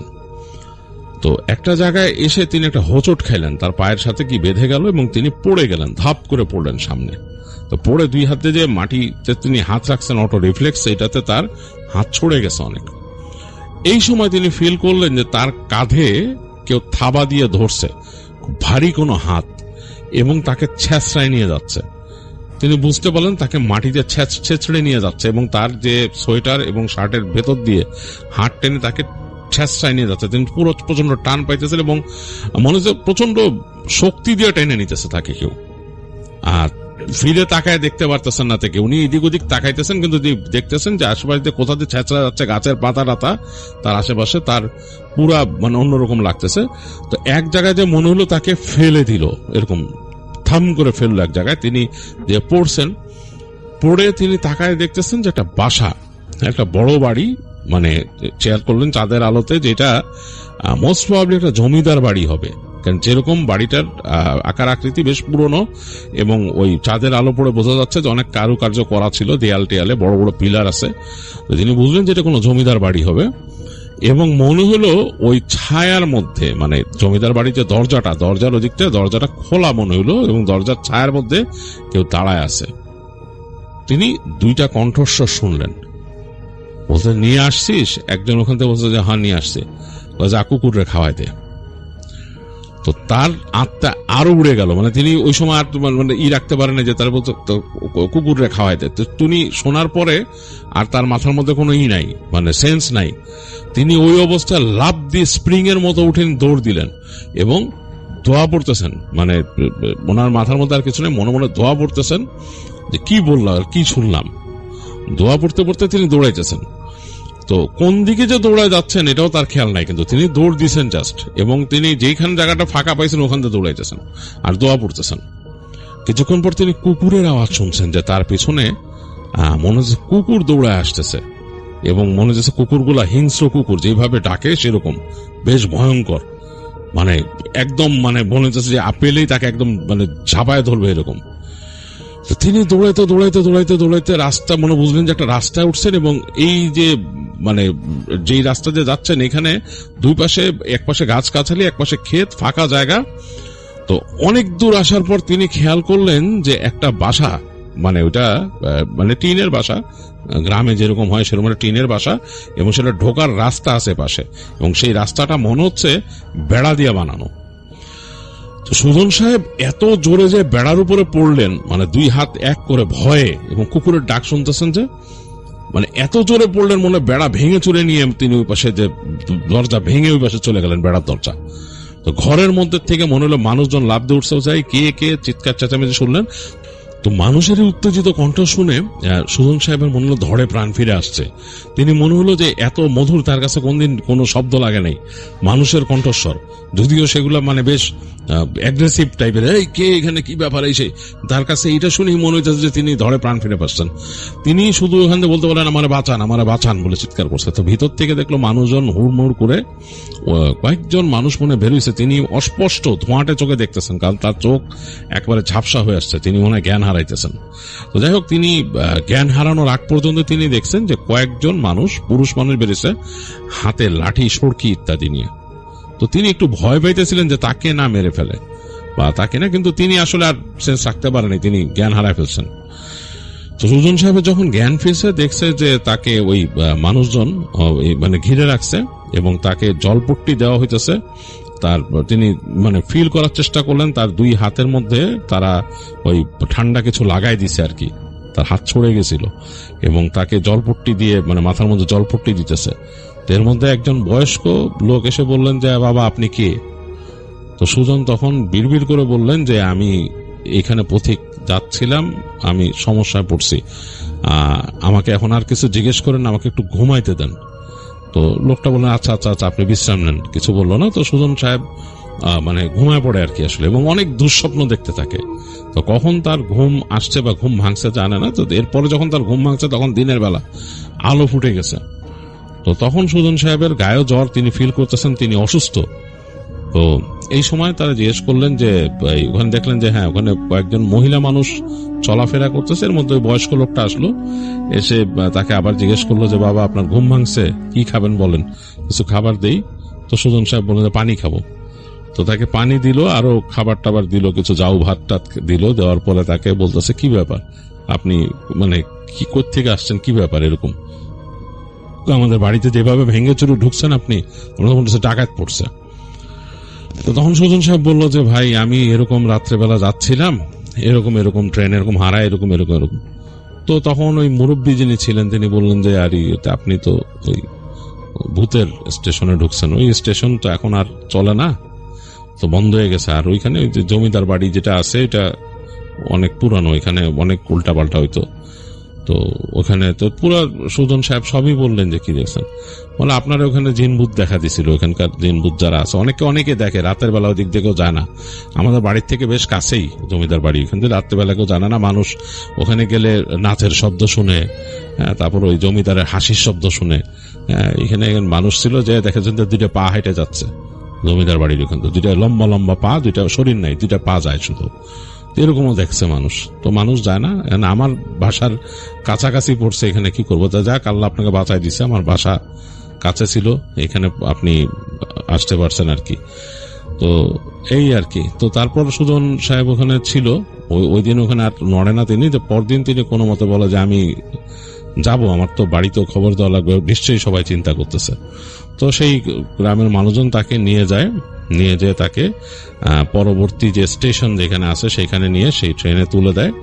সুজন সাহেব সেখান থেকে চলে যায় তার নিজের শহরে আর কি, চাকরিতে গিয়ে দেখে যে হ্যাঁ তার আসলেই তার ওখানে যে যিনি যে যেখানে থাকতেন তার সাথে রুমমেট নিয়ে তারা তো খুব টেন্স, কি ব্যাপার কোথায়, তার চাকরিতেও তার খোঁজ চলতেছে কোথায়। তো তারপর সে বলে যে কি ঘটছিল সেখানে। তো শোনার পর তো সবাই খুবই অবাক। তার বোনের বাড়িতে যোগাযোগ করা হয়, তারা জানায় বোনের বাড়িতে যে সে এরকম আসছে। তখনকার আসলে কমিউনিকেশনটা এত ছিল না, মসৃণ ছিল না এখনকার মতো। এখন তো মোবাইল ফোন চলে আসে, টেক্সট দেয়।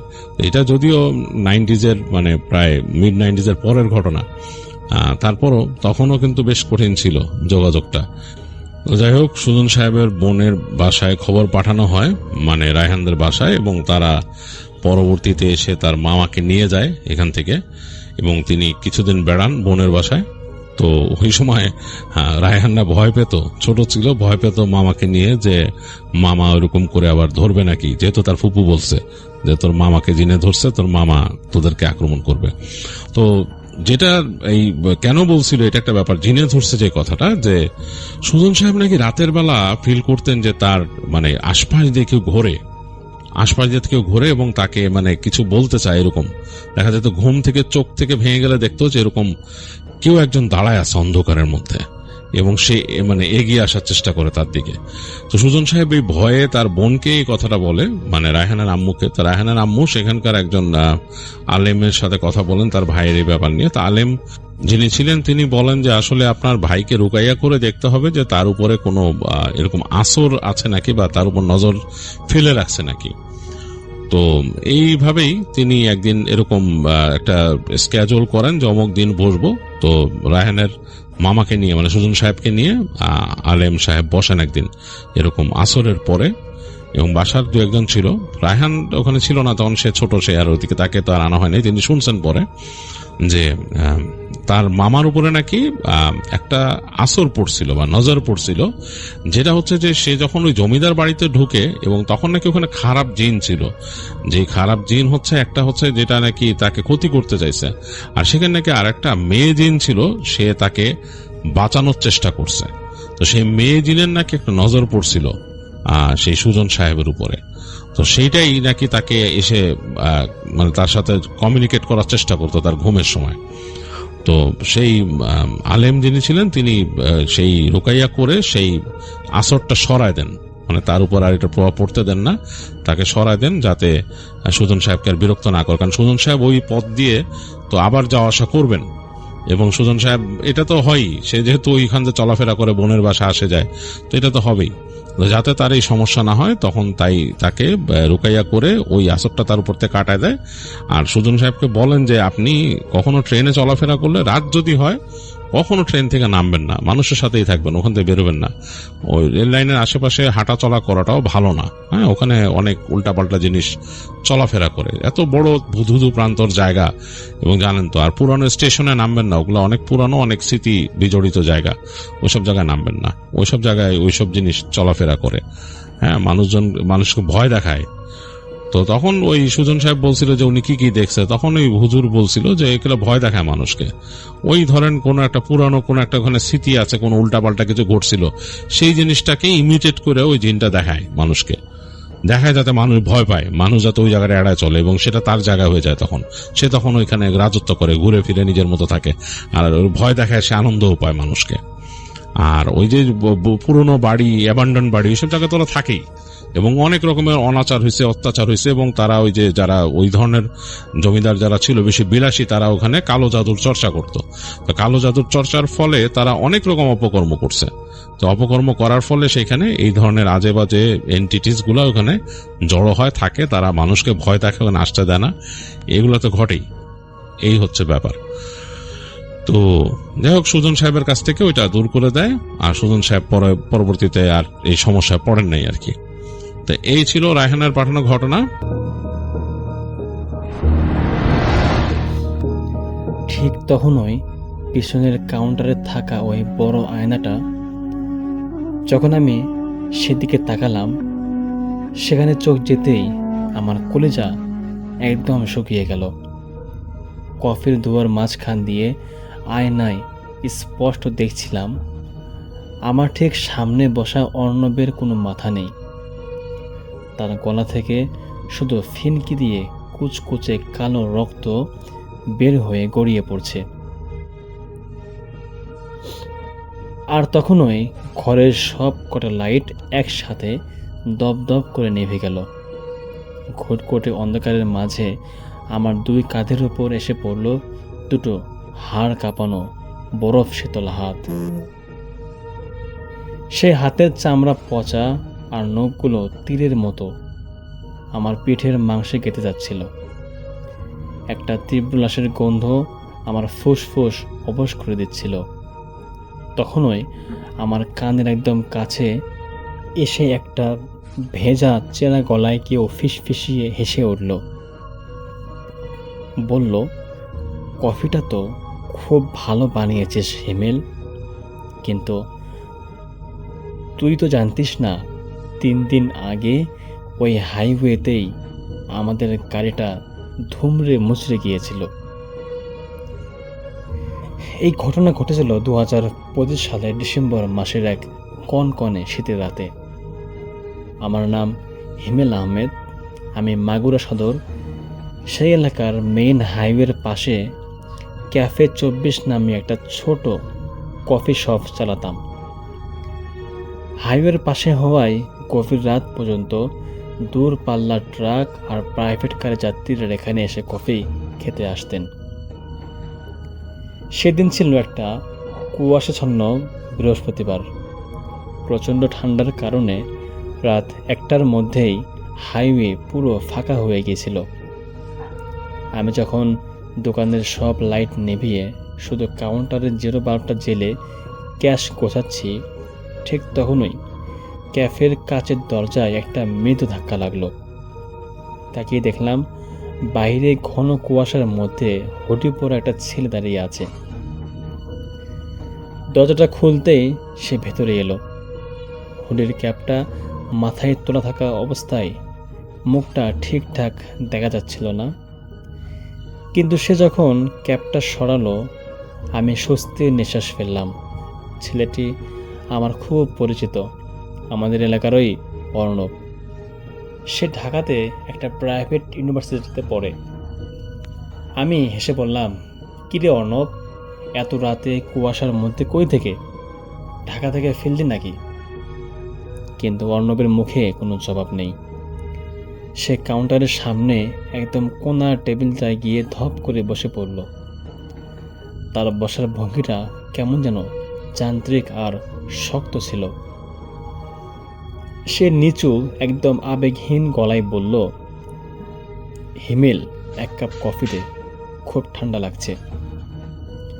তার গলার আওয়াজটা কেমন যেন চেরা আর খসখসে শোনালো, যেন অনেক দূর থেকে ভেসে আসছে। আমি ভাবলাম হয়তো জার্নির ক্লান্তির কারণে এমন হচ্ছে। আমি কফি মেকার অন করে কফি বানাতে লাগলাম। হুট করেই খেয়াল করলাম ক্যাফের ভেতরের তাপমাত্রা যেন মাইনাসে নেমে গেছে। শীতের রাত হলেও ঘরের ভেতরে ঠান্ডাটা ছিল একদম অন্যরকম, যেন হাড় কাঁপিয়ে দেওয়ার কোন ঠান্ডা। একই সাথে কোথা থেকে যেন একটা স্যাঁতস্যাঁতে ভেজা মাটির গন্ধ ছড়াতে শুরু করলো। আমি কফির মগটা নিয়ে অর্ণবের টেবিলের দিকে এগিয়ে গেলাম। মগটা তার সামনে নামিয়ে রেখে আমি তার ঠিক সামনের চেয়ারটায় বসলাম। বললাম, নে খা, শরীরটা গরম হবে। তা একা এলি? তোর সাথে তো তোদের সেই সাদা গাড়িটা থাকার কথা। আমি তাকে স্বাভাবিকভাবে জিজ্ঞেস করলাম। অর্ণব কফির মগটা হাতে নিল, কিন্তু অদ্ভুত ব্যাপার হলো গরম কফির মগটা হাতে নিয়ে ধরার পরেই তার হাত থেকে কোনো কাঁপুনি বা স্বাভাবিক প্রক্রিয়া ছিল না। সে মুখটা নিচু করে রইল, কফিতে একটা চুমুকও দিল না। ঠিক তখনই আমার নজর গেল পেছনের কাউন্টারের ওই বড় আয়নাটার দিকে। আর তখনই আমার চোখের সামনে ভেসে উঠল সেই হাড় হিম করা দৃশ্য, যা আমি আগেই বলেছি। আয়নায় অর্ণবের কোনো মাথা ছিল না। তার গলা কাটা জায়গা থেকে কালো রক্ত চুয়ে চুয়ে মেঝেতে পড়ছিল। আর সাথে সাথেই ক্যাফের একমাত্র লাইটটা নিভে গিয়ে পুরো ঘরটা ঘুটঘুটে অন্ধকার হয়ে গেল। আমার কাঁধের উপর চেপে বসলো সেই পচা চামড়ার বরফ শীতল দুটো হাত। অন্ধকারের মধ্যে অর্ণবের এই টেবিলের দিকে থেকে সে চেরা গলাটা আবারও ফিসফিসিয়ে উঠল।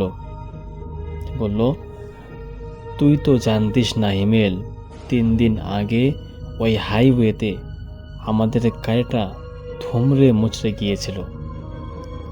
ভয়ে আমার মুখ দিয়ে কোনো চিৎকার বের হচ্ছিল না। আমার মনে হচ্ছিল অদৃশ্য কোনো এক শক্তি আমার গলাটা চেপে ধরেছে। আমার দম আটকে আসছিল, নখগুলো আমার পিঠের চামড়া ভেদ করে ভেতরে ঢুকে যাচ্ছিল। মৃত্যুর ঠিক আগ মুহূর্তে আমি আমার সমস্ত মানসিক শক্তি এক করে মনে মনে জোর গলায় বললাম, আল্লাহু আকবার। আল্লাহ নামটা মনে মনে শেষ করার সাথে সাথেই পিছনের সেই বরফ শীতল হাতের খামচে ধরা বাঁধনটা এক ঝটকায় আলগা হয়ে গেল। একটা তীক্ষ্ণ ও মানসিক কান ফাটানো চিৎকার পুরো ক্যাফের কাচের দরজা জানালা কেঁপে উঠল। আর 1 সেকেন্ডের মধ্যে ক্যাফের লাইটটা আবারও জ্বলে উঠল। আমি ছিটকে মেঝেতে পড়ে গেলাম। তাকে দেখলাম সামনের টেবিল একদম ফাঁকা। কফির মগটা ওভাবেই পড়ে আছে, কিন্তু ভেতরের কফিটা কুচকুচে কালো রক্তের মতো জমে বরফ হয়ে গেছে। আমি আর এক মুহূর্ত দেরি না করে ওভাবে দোকান খোলা রেখে অন্ধকারের মধ্যে দৌড়ে হাইওয়েতে চলে আসি। সকাল হওয়া পর্যন্ত হাইওয়ে পুলিশের বুথের সামনে বসে কাঁদছিলাম। পরদিন সকালে যখন এলাকায় খবর নিলাম তখন জানতে পারলাম আমার ঘটনা ঠিক 3 দিন আগে ঢাকা মাগুরা হাইওয়ের এক মোড়ে ঘন কুয়াশার কারণে এক ভয়াবহ সড়ক দুর্ঘটনায় অর্ণবদের সেই সাদা গাড়িটা একটা ট্রাকের নিচে চলে যায় এবং ঘটনাস্থলে অর্ণব সহ তার 2 বন্ধুর মাথা ধর থেকে সেখানেই আলাদা হয়ে তারা মারা যায়। কুয়াশার কারণে পুলিশ তাদের লাশ শনাক্ত করতে দেরি করেছিল, তাই খবরটা আমার কাছে পৌঁছায়নি।